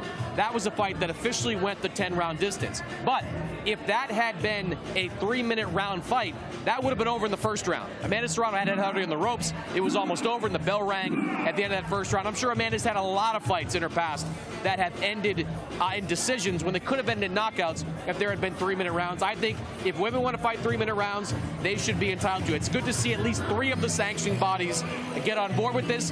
I'd love to see the WBC also get on board. I think their science is a little bit flawed, so I think they should rethink that position and allow women, if they want to fight 3-minute rounds, to fight 3-minute rounds. But we have somebody on hand that might have a different opinion. Sky Nicholson is right there with Ricky. Sky, what are your thoughts on that? We had a very short discussion during the last fight, but why don't you share with us your thoughts? Yeah, we did. Like I said, I'm impartial. I can see the argument on both sides between the 3-minute rounds, the 2-minute rounds, but I also do think that we don't have the depth in women's boxing right now. I think we could see 12 3-minute rounds of women's fights being boring.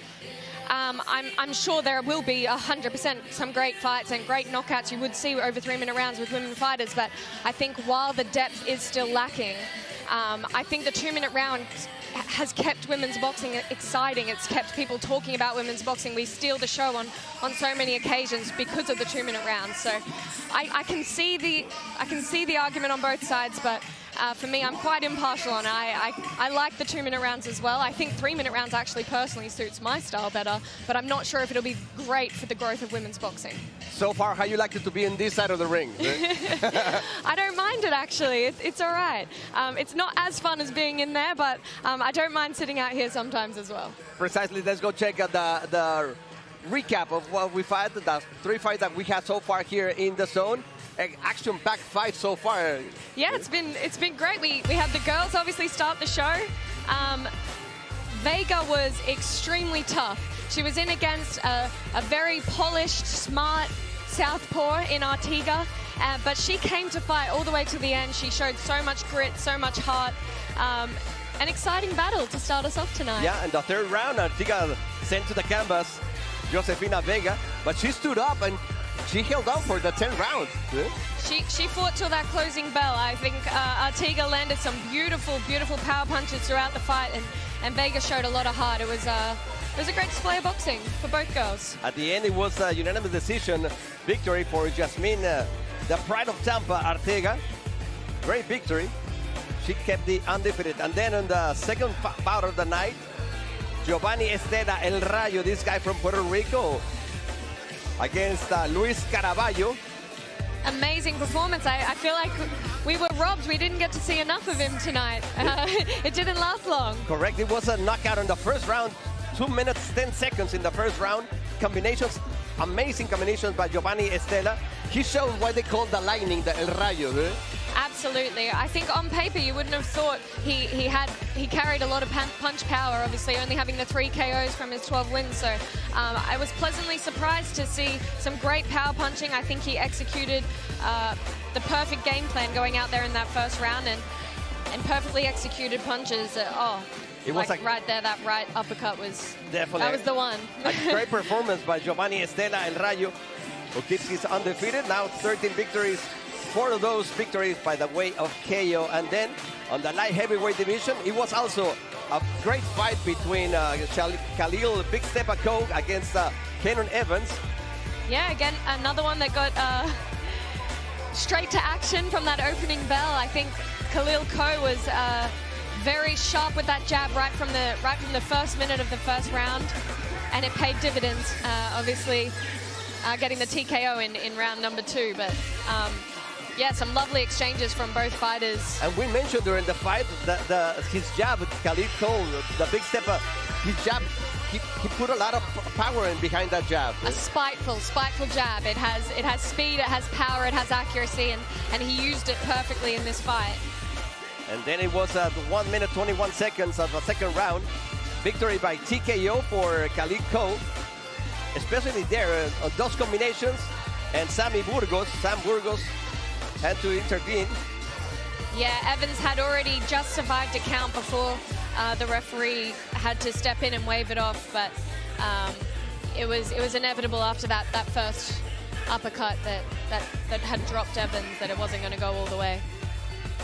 It was a great victory for Big Steppa, who still undefeated on his record now with 5 KOs. And we still have a lot more here on DAZN. We'll be right back.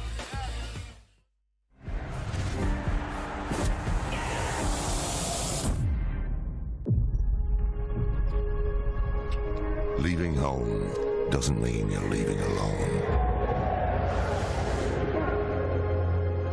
Leaving home doesn't mean you become a stranger. In fact, wherever you go, they will follow. Follow through the mist that rolls in from the treads.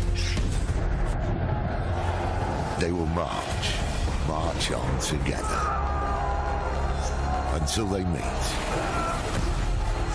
Nottingham, Leeds, Wood, Warrington.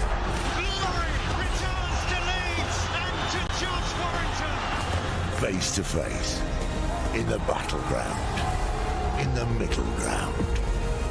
There's no turning back.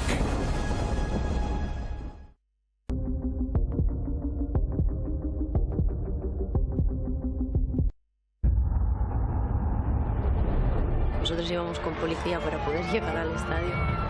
Women's teams have always been used to playing in the club's smaller stadiums. Playing at Clásico in Camp Nou means everything. Most of these players are Barcelona fans. Fue increíble, la verdad. Alucinamos todas. A new chapter about to be written in the history of these two famous clubs. Mendoza decides to go for the long range effort. What a goal that is! Cuando se generan ambientes así, es que tu cuerpo va solo. There it is, the confirmed attendance inside Camp Nou. A world record. Once we had that confirmation, we just all started to cry.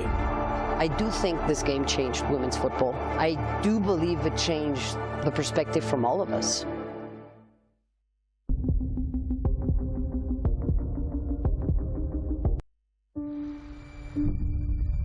Tough times can even make you or break you. It was tough, but it made me. This was the moment that Anthony Joshua became a major star. I was just shouting at him like, come on, let's fight, where you running? And this is the passion of Dylan White. I thought there was going to be riots in the crowd, I really did. In the space of 6 years, he'd gone from being a raw novice to going in with one of the greatest heavyweights of all time. For the second time, all over the place.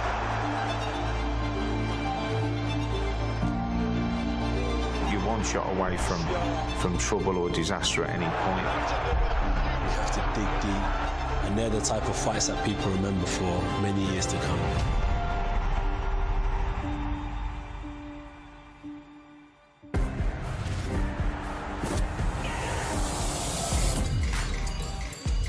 We're ready for our next fight. It's going to be the WBA International Junior Welterweight title on the line. Here's the tail of the tape. Both fighters 30 years old of age. Orestes Velasquez from Camagüey, Cuba. 66 on his reach. There's an advantage of 4 inches for Mohamed Suamoro, the Black Buffalo. Let's go for the introduction with David Diamante.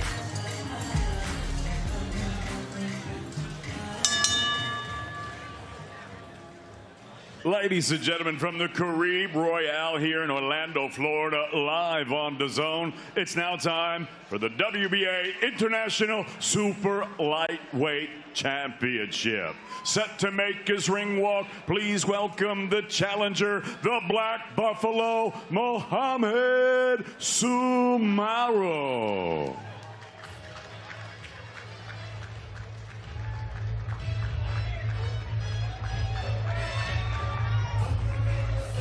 This is, yep, we know him very well.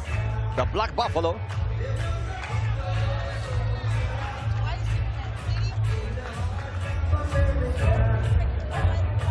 In Florida, he really enjoys the weather.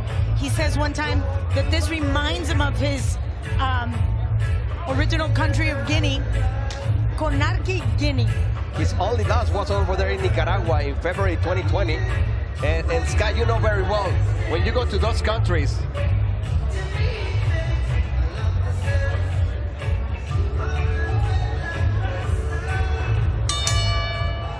and now entering the arena, please welcome the undefeated champion, Orestes the Tsunami Velasquez. Orestes Velasquez. There's a saying, beware of a man who's lost everything, because as he lost everything, he lost fear as well. Fearless should be his middle name. That's right. He turned pro at 27 years of age. He's ranked number 9 by the WBA.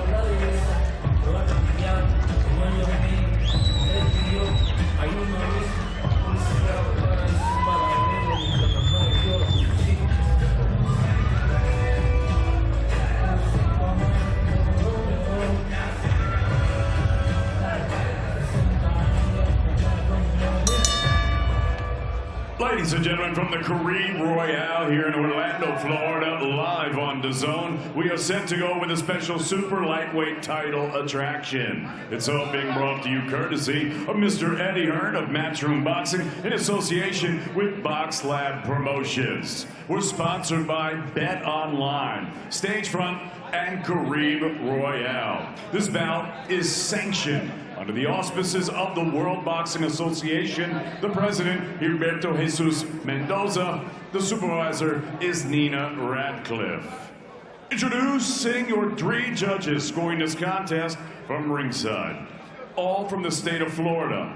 Rodolfo Aguilar, Tina Griffith, and Efrain Lebron. And at the sound of the belt, your 3rd person in the ring from Puerto Rico, referee Melva Santos.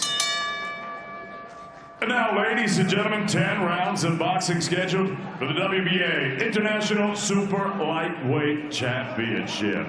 Introducing first, the challenger. He fights out of the red corner and wears the black trunks with turquoise trim. He's scaled 139.6 pounds. His professional record, 13 victories, only 1 defeat. He has 6 wins coming by way of knockout. He fights out of Montreal, Quebec, Canada, by way of Conakry, Guinea. Please welcome the Black Buffalo, Mohamed Suamoro.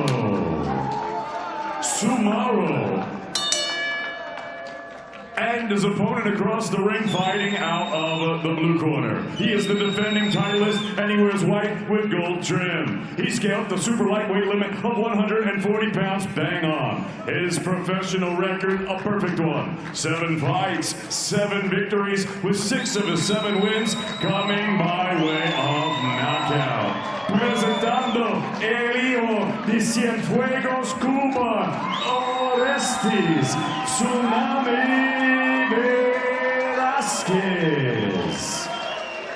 Velasquez.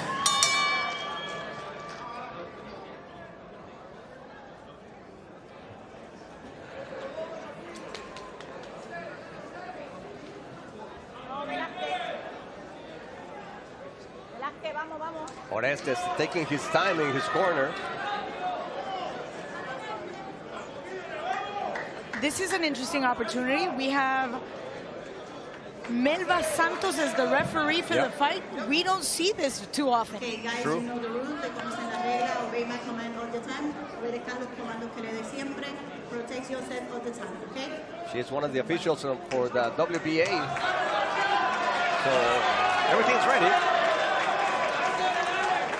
for this fight between Orestes Velasquez from Camagüey, Cuba, against Mohamed Soburo, the Black Buffalo. Box.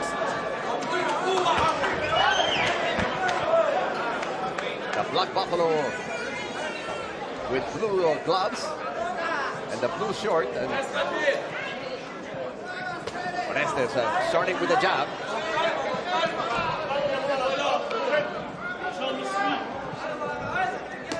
Very patient behind that jab. Excellent Doubling combination. that jump, yes. Mohamed Soburo waiting for his timing.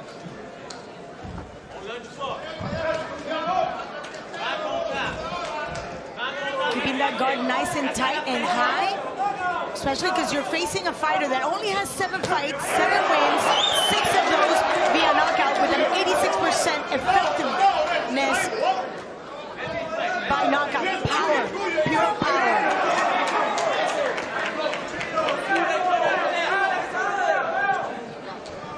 With us here in Sky Richardson. Sky. Come on, I step back. Hey, go. The Black Buffalo is waiting just too much, waiting too long to start throwing punches. Yeah, I think when you know you're in with a puncher, it's 10 3-minute rounds, so he's got time. He's gonna be on the cautious side. I think at the start of this fight, he wants to feel Velasquez's power. Oh, a bit of a low blow there, yeah, from this angle. That was south of the border, big time. Big time, yeah, by the Black Buffalo. But Orestes did not lose his cool. Still very measured, but you know what? I just realized. Look at his jab. It's all the way in his thigh. You know what that means? He's luring him in. Typical of Cuban fighters. I really like his cool, calm demeanor. He's got someone walking at him with high guard, trying to apply pressure, and he's staying very cool, calm, and relaxed. The Black Buffalo needs to get inside, try to connect his punches, but so far he hasn't thrown almost nothing. Well, he's applying pressure and not bringing the punches with him. Yeah. It's more like an bouncing environment, the one he's putting on the Black Buffalo. Just after the prey, but not necessarily just punching, letting his hands go. Orestes Velasquez working everything behind the jab. Come on. Hey. Using his jab to open the guard from the Black Buffalo. But look at the jab again. We've seen that in the likes of Yuriorkis Gamboa, Eris Lara. The list continues. The typical jab all the way from the thigh. But that doesn't slow you down? No, I feel like this is a little bit of a feeling out round for both fighters here.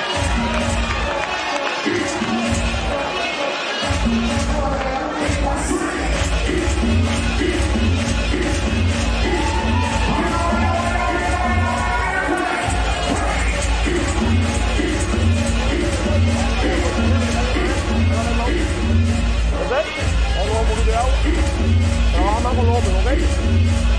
¿Estamos bien? Bueno, sí, relajadito. Él no quiere, ya tú dices, mano, él no quiere hacer nada. Y cuando venga, mueve. Si te llevan sentado una para atrás, tiene para trabajar mejor. Use the plank, okay? Arnold down comme ça. Fait que j'ai besoin de le plank. Télégraphe pas. Quand tu fais juste toucher, là, sors pas de ta zone. Si load up, là, tu step back, bro. Box. We go for the second round. This fight on the super lightweight division is scheduled for 10 rounds. Let's see if Mohamed Soburo will be more active looking for the offensive in this second round. Excellent. The right hook. This is better work from the Black Buffalo.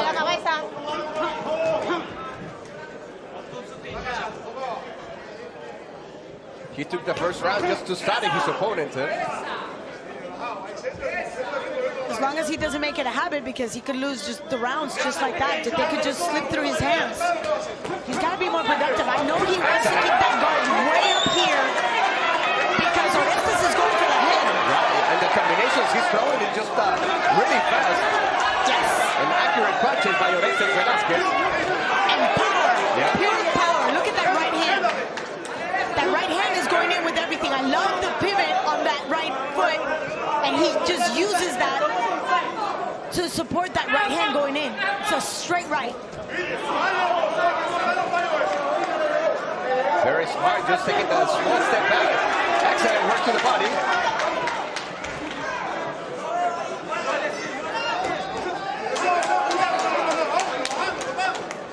Saving a lot of energy, Pareja. He's really not moving across the ring. He's just staying right in front of him. I agree.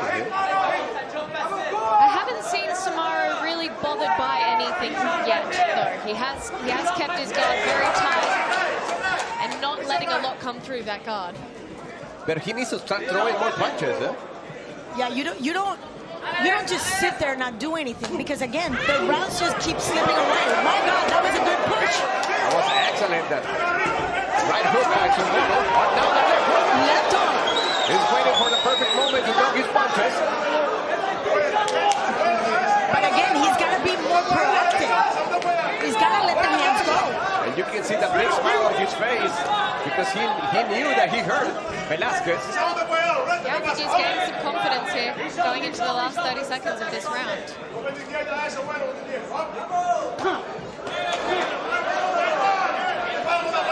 Most of those punches are just blocked by his guard.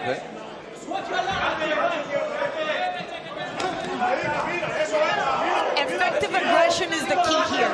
Doesn't matter how many punches you throw, you're not connected. But the more you land, the more you throw, the probability of landing more is there. Excellent combinations to finish the second round.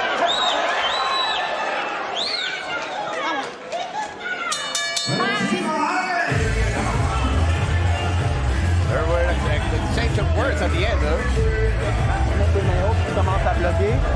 J'ai besoin que tu bouges ta tête et que tu bouges tes jambes. Quand tu as fini de bloquer, tu te bagues ou tu mouvement de tête. OK? La bonne chose, on est en train de faire les deux premiers, mais il est en train de lancer beaucoup. J'ai besoin de plus de jab. Oui? Feel your breath in your back here. Feel it in your back. Take a deep one. Écoute, ton jab là, t'as de la misère à le lancer. Look at that beautiful jab, and he never loses track. Right here into the very top of the sternum, throwing that punch right underneath the chin. He was very patient, Mohamed Soamuro, to start throwing his punches. But then when he threw his punches, he really makes some damage. I would have liked to get another look at that push. I want to see where his legs were, because that could have been just a slip. We're going to the third round. Fight scheduled for 10 rounds.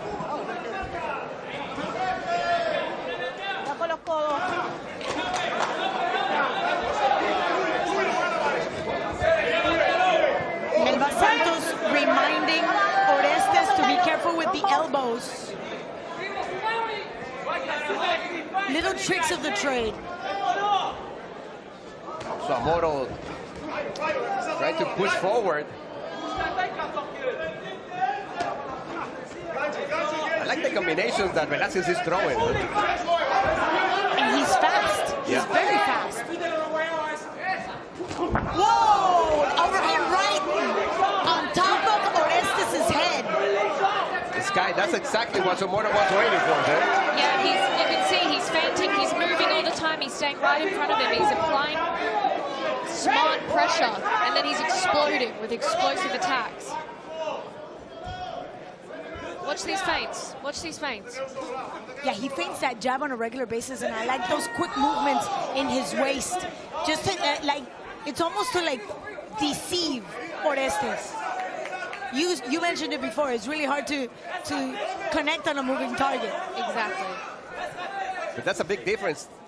Velasquez just throwing combinations. So Moro's looking for the big punch.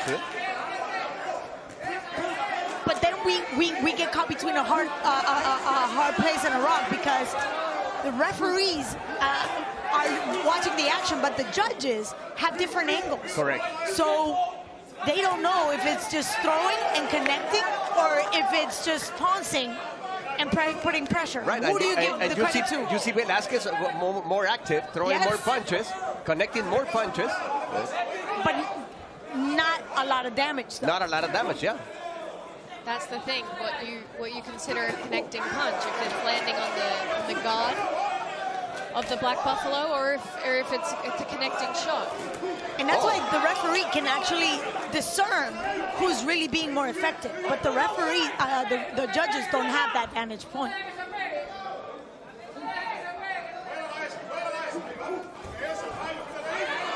So Moro continues throwing those big punches.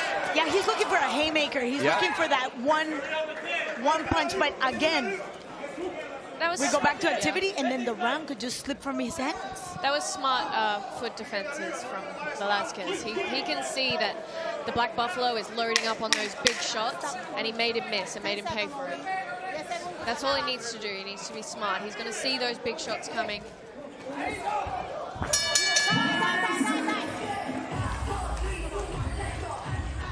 That was another good round for Velasquez.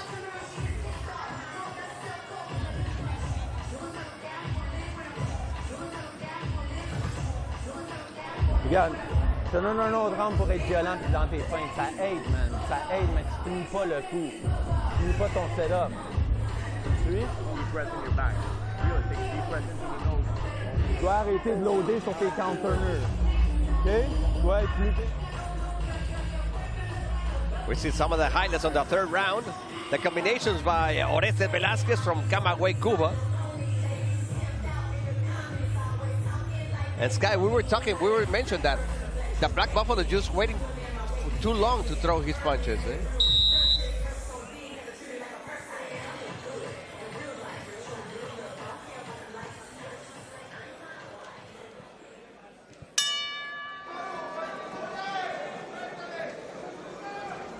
This is the fourth round in the super lightweight division. El Tsunami, Orestes Velasquez. You can see the basic 1-2. He's got it down pat. He doesn't even think about it. That's exactly where he starts every single combination. Basic 1-2. Now he brought up the jab up. He brought it up. He was resting that left hand on the thigh. Now it's up. Samara is looking for that big overhand right with his low against the Velasquez low lead hand. Excellent right hook by Velasquez. You can even One see more time the combinations, yes. You can even see the preparation on the foot, on the right foot. He's preparing that foot. Beso Moro? Yeah, watch the right foot. Both throwing the jab. Even though Velasquez has thrown a lot of punches, he hasn't done much damage on the Black Buffalo. And he has a higher percentage of victories by way of knockout. Wow, the 1-2 with an uppercut for Buffalo. Velasquez continue to maintain his opponent in the jab. I feel like Samara is stuck between not committing to his attacks and over-committing to his attacks. It's one or the other. Correct. He needs to find a little in-between there. Excellent right hook by Velasquez. Now the Black Buffalo answer with the same punch. Beautifully said, and that's exactly what he did. Either he stays too far back or he jumps right into the pocket. Man, this is a great fight, eh? I love the smile on Samoto. He really enjoys that, just banging. Both fighters right in the center, in the middle of the ring. look, it's amazing. It's almost predictable. When he points that foot and then pivots, here comes the overhand right.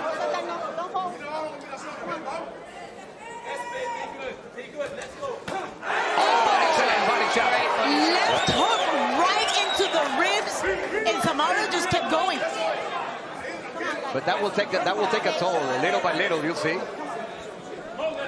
Last 20 seconds of this, the fourth round.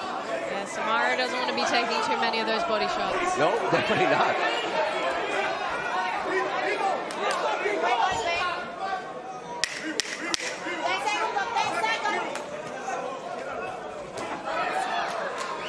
Sky, have you ever received one of those body punches that you can, like, take the breath away? Wood? No. Thank goodness. No. I haven't been hurt by a body shot.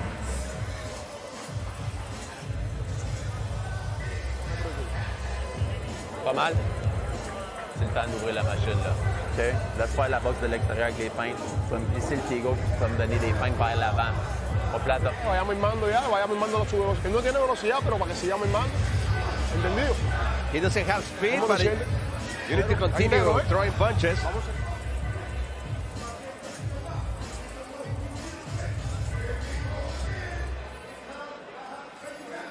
I just like the way Samaro dips. He dips really well, just waiting for that moment, like right there. That was the body punch. That was a beautiful left hook right into the ribcage, and we know he felt it. Yeah, you can see in the body language. Yep. Velasquez will be looking for that shot now.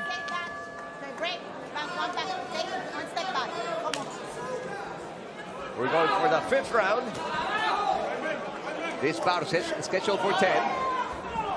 The Black Buffalo trying to get closer to Velasquez. Break. Come on, guys. Vamos.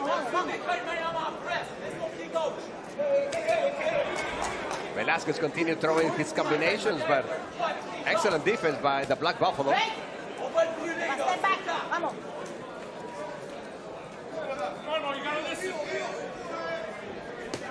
Air sealed that defense. Earmuffs. But you can hear the power in Orestes Velasquez's punch. You can hear it. He's turning the screw this round. Well, he's trying to open his opponent's guard, but it's very difficult. He has a great defense. It's air sealed. It's right here, uptight. Oh, excellent body shot again. That's exactly, Scott, what you were saying. Yeah, he's going to look for that sweet spot. It's going to create more openings for him. The Buffalo has a very tight guard, so he's got to look for ways to open it up. But now you can see he's going 2-3 punches up in the arms, so hands go up. Guess what? Rib cage is open. Yeah, but the way Velasquez is moving inside the ring is amazing. Yes. He connects and moves changes right the away. angle. Yeah. He works the angle. He definitely knows how to work the angle. Come on. Don't hold. Suéltalo.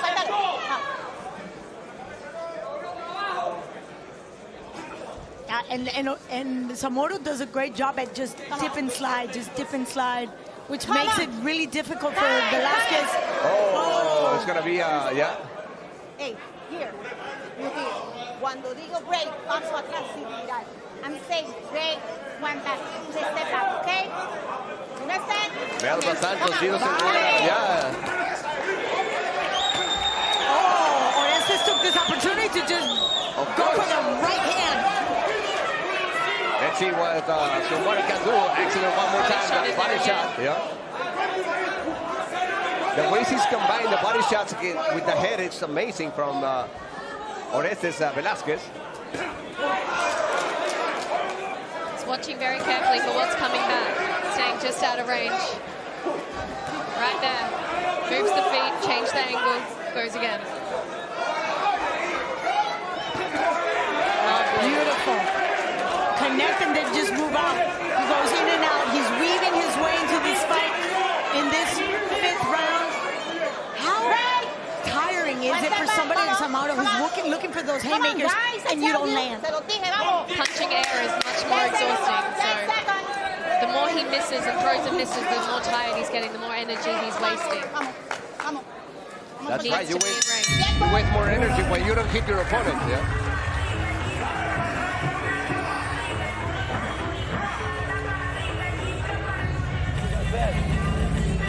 Rabito, je peux pas te lever plus, faut que tu commences à lancer. Tes counters, c'est juste un coup à la fois, c'est du loadage. Va te faire la petite load up. Es-tu là? Es-tu correct? Es-tu correct? Tu sais que t'es même pas fatigué. Je sais qu'il te dérange et qu'il frappe fort, mais faut que tu me donnes de quoi? Faut que tu me donnes des feintes.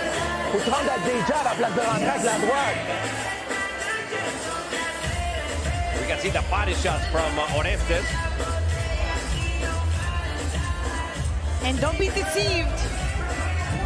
Don't think he's not doing damage on Somoto's humanity for real.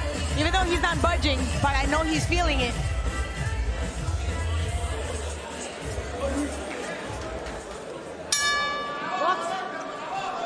That's the bell for the 6th round.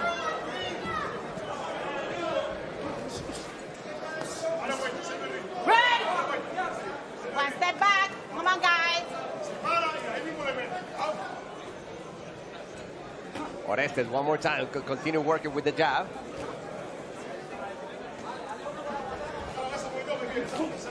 And one of the things with Somoto, Claudia, is that he always walks forwards. He has very little movement of his waist. Very little movement from his waist. There's no change in his angles. Absolutely no change in rhythm, which is one thing we've seen on Orestes Velasquez. He'll go on flurries and then he'll just stand behind the jab for the 1-2 and then flurries. That change in rhythm can be very difficult for the opponent to grab your timing.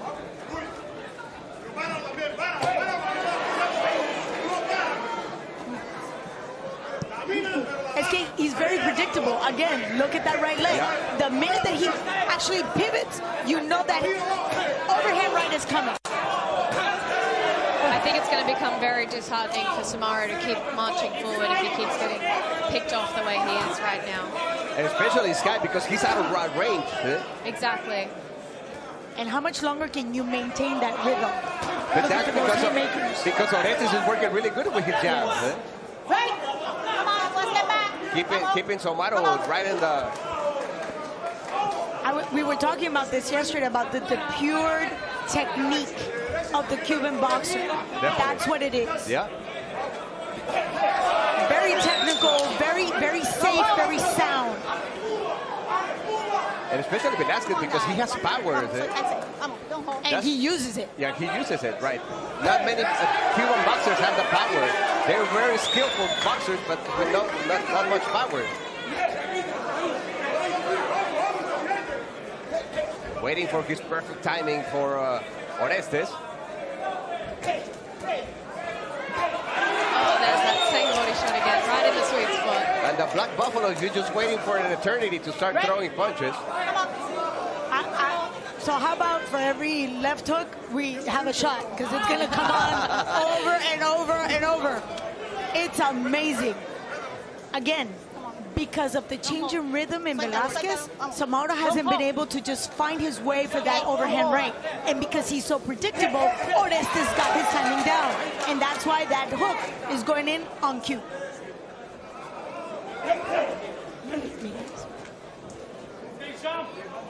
I was about to build some Spanish. Mira eso. Yeah. But Orestes Velasquez, he has been very smart. Connect, and just if he doesn't hold his opponent, he just step back. Yeah, there's less coming back from Samara now. I think he's feeling a little bit disheartened, getting caught on the way every time. And in the corner for Orestes, you have no problem. Relax. Je sais, mais mets des feintes puis jab dans les airs, resti. Mets tes mains plus lourdes puis jab dans les airs, hold his head. My French is not up to par, but I sense a little bit of urgency in Somoto's corner. You need urgency. Look, he timed it. Solar plexus, overhand right, just bringing down, and it's right between the glove and the cheek. You know that hurts. I don't know about you two, but I haven't given the Black Buffalo not one round. Me either. Not for lack of effort. Not for lack of effort. No? But if we have somebody throwing 30 punches and somebody else throwing 2. Right. Basic math. Since the first round of the Black Buffalo, he's been trying just with those power punches to take Velasquez's heads off.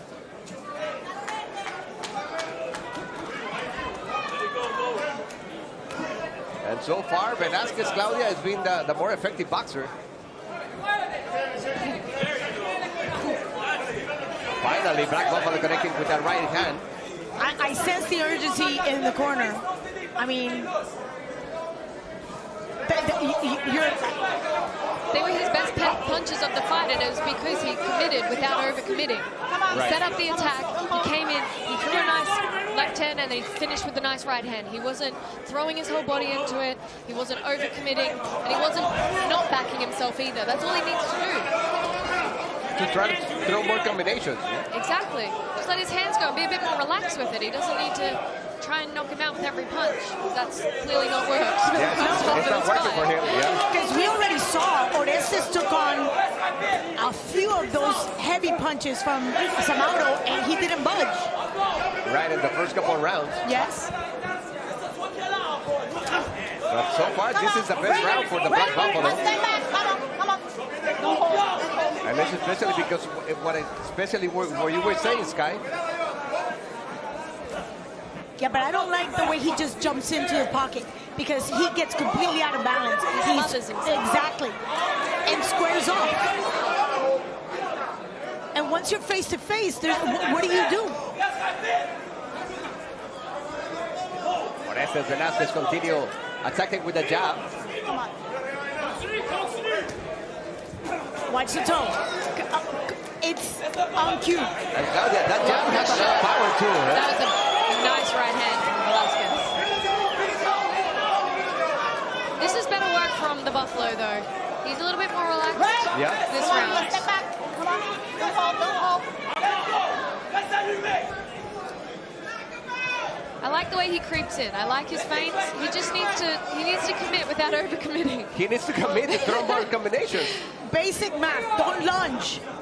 And you should have, at this level, the footwork to be able to weave yourself into the pocket and out.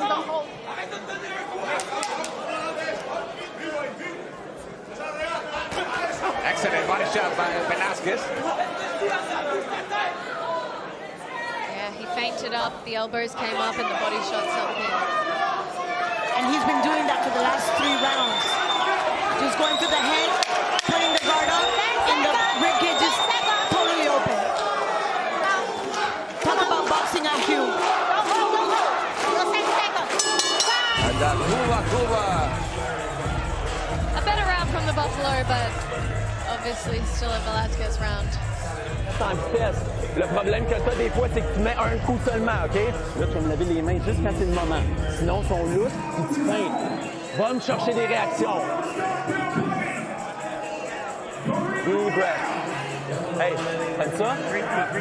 T'aimes ça? Ben, let's go!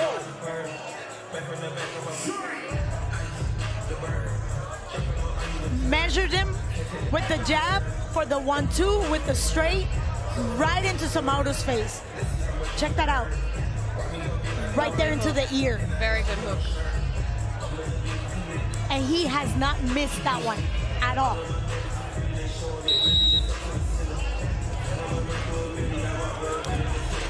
Vamos. Vamos, Rey, vivo, no te duermas, man. Vamos. In the corner, you're the live king. Don't fall asleep. Let's go.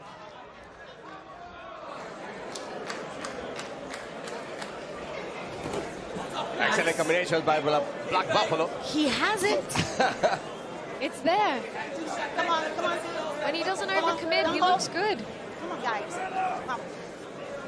Come on. Sometimes the biggest challenge is the mental aspect of boxing. It has nothing to do with ability or skills. It's how do you implement them? And like you said, he might be already disheartened. Because look at that. Orestes is walking in. Excellent combinations by Orestes Velasquez. And he just walks into his guard. Yeah.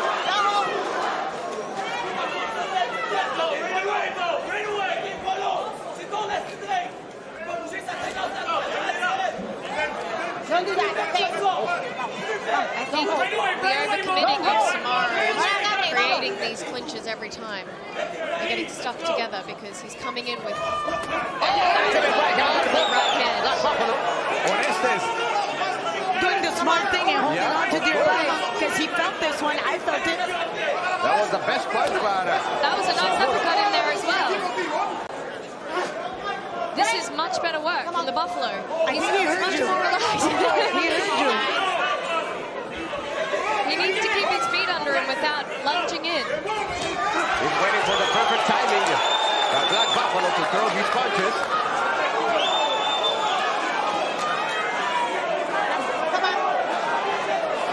One more time, Melba Santos has to intervene.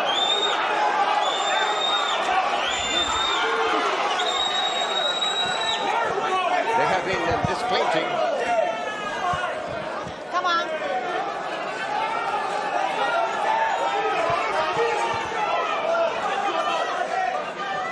The Zepeda, excellent right hand by shot from Velasquez. That right hand is gonna, he's looking to finish his fight. He's gonna try to finish it right here. He's smothering. Yep. The Black Buffalo trying to hold on for his dear life, and that's it. I think it's too early for Melba Santos, but she thinks that he had enough. There was a lot of unanswered punches, to be fair. It was a close call, but there were a lot of punches that were not answered there. But I never saw him weaken the legs. His knees never buckled. His hands were up. Yeah, I agree. I think we could have let it go on a few more seconds. At least, because he was always in the fight. I agree. This was the first time there was like a real toe-to-toe exchange where Orestes was dominating, but another 10 seconds would have made a big difference and give him a chance. Wow. Nonetheless. Referee's call at the end of the day. Correct, but I think he was still in the fight. He was. It looked like he was just about to come back with his own punches, unfortunately for him and for the referee making that call, but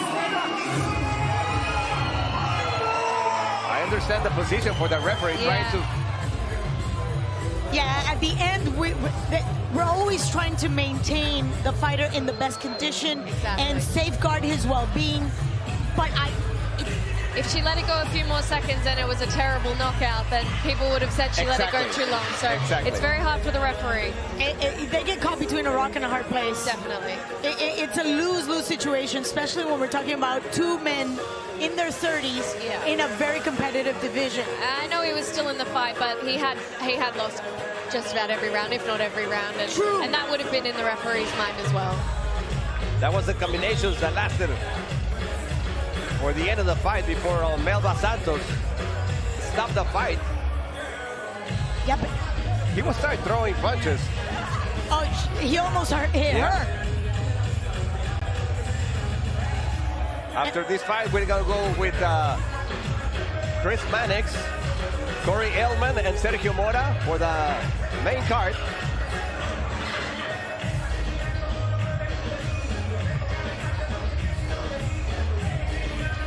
Coming up, watch Lee Wood and Josh Warrington meet an all-British world title fight live from the Utilita Arena, Sheffield, and exclusively live on DAZN. We got a lot of boxing content coming up. This is our date, October 7th. Josh Warrington against Lee Wood. In the meantime, we see how Orestes gets his gloves unwrapped. The last thing I want to see is somebody criticizing Malva. Like I said, it's a very special occasion when a female is a referee for a men's fight. I agree completely with you. And the Black Buffalo, he didn't mention anything, so let's go with a special time with David Diamante.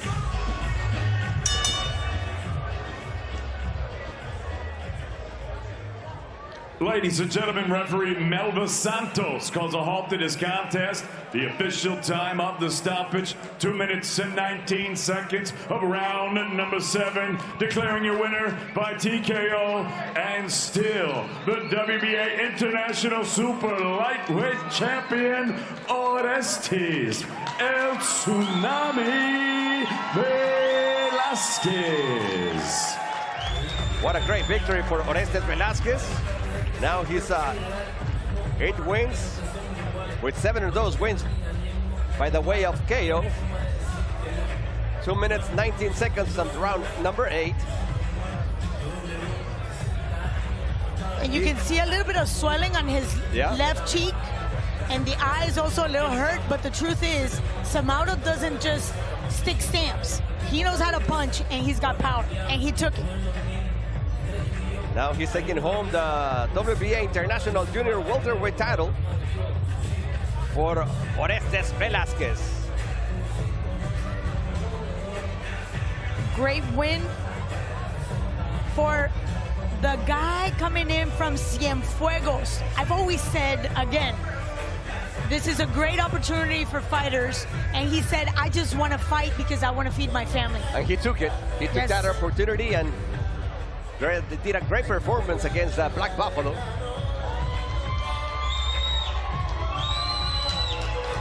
And here we have Samaudo as he was walking into the ring, and Orestes. These are the actions of this last fight.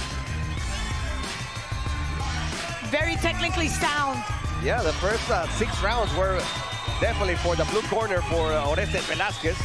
Throwing punches, throwing excellent combinations.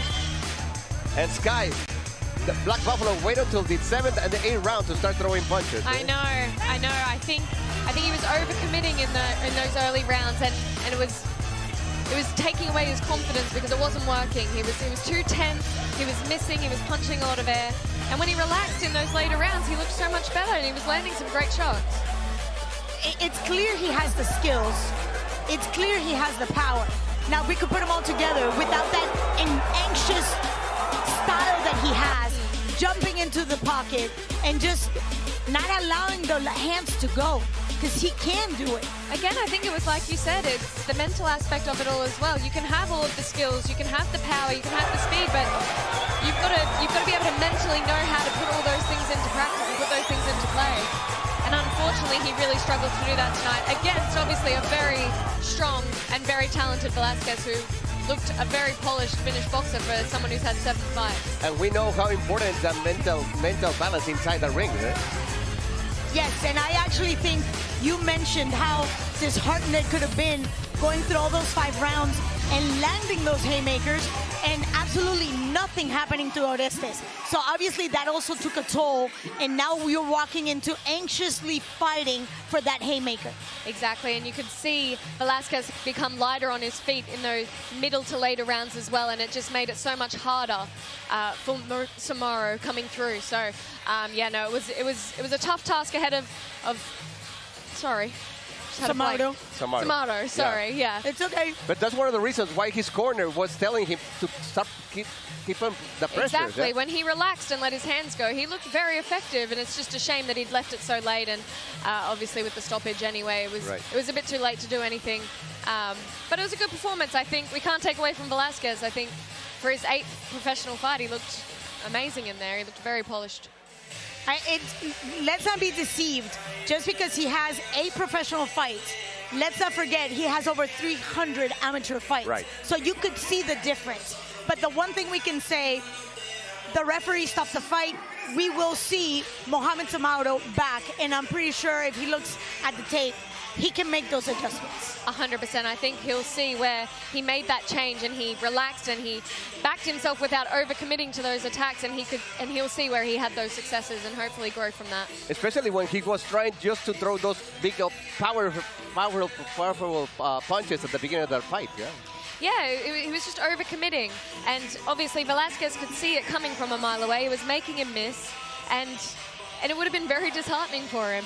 He became someone that just walked and walked and walked and wasn't even throwing punches anymore because it wasn't working. So, yeah, it was unfortunate for the Buffalo, but a very good performance you can't take away from Velasquez. Definitely. And the one thing we cannot take away is the fact that we continue with a lot of action all the way from Caribe Royale in Orlando, Florida, with a great main card. Our main event, Richardson Hitchins facing the very well-seasoned veteran Jose Chon Zepeda. And the return of the Destroyer Ben, Conor Ben, against Rodolfo Orozco, coming all the way from Sinaloa, Mexico, to prove the Mexican power right here in Orlando. Jessica McCaskill fighting Sandy Ryan. Again, two ladies that know exactly what they need to do. This is a unification, and Jessica and Sandy, a lot of respect, but not from the corners. We'll see how that explosive fight goes. And Amo Williams starts the evening against the very well-known Steve Rolls, who's fought everybody and anybody in 160 pounds, from Gennady Golovkin to Edgar Berlanga Sky. 4 fights, very good, very even match. Who do you like best? I love this card. I definitely favor Amo Williams. I think he has just looked so relaxed this fight week. I've watched him fight live many times. He's explosive, he's exciting, and he's in very good spirits this week. I can see a really good performance coming from him. I'm obviously very excited about the female fight. All the belts but one for the girls. I think we're going to see a trailblazer, a very experienced, seasoned professional in Jessica McCaskill up against a young, hungry lion in Sandy Ryan. I see Sandy Ryan winning this in a wide points decision. Wow. Oh, wow. That's interesting. This is my opinion. I've watched both girls. Yeah. It'll be very interesting to see how the fight goes, but for me, I see Sandy winning on a wide points decision. I'm excited to see Conor Ben obviously back in action. He's been out of the ring. He's obviously had that ring rust building that we've been talking about tonight. 17 months. So I'm really excited to see him get back out there, shake the ring rust. And then we've got Richardson. Richard. Of course, the main event. I'm excited for this fight. I think this is a very 50-50, a great matchup. I'm excited for Hitchins. I think this is the moment he's been waiting for, and to do it in his hometown, I think will be very exciting for him. Especially against the Mexican William Chon Zepeda, who's an experienced boxer. Yeah? Very experienced. He's been with everyone. He's done it all. So he feels like, I've seen everything. You can bring anything. So I'm excited for this fight. We are very excited. It's an evening you do not want to miss. And with us is going to be Corey Erdman, Chris Mannix, and Sergio Mora. And on behalf of this great team, Sky, thank you for joining us. Ricky Salis, always a pleasure. Pareja. Thank you very much. On behalf of the DAZN family, thank you very much for joining us. Stay tuned because the main card is coming up.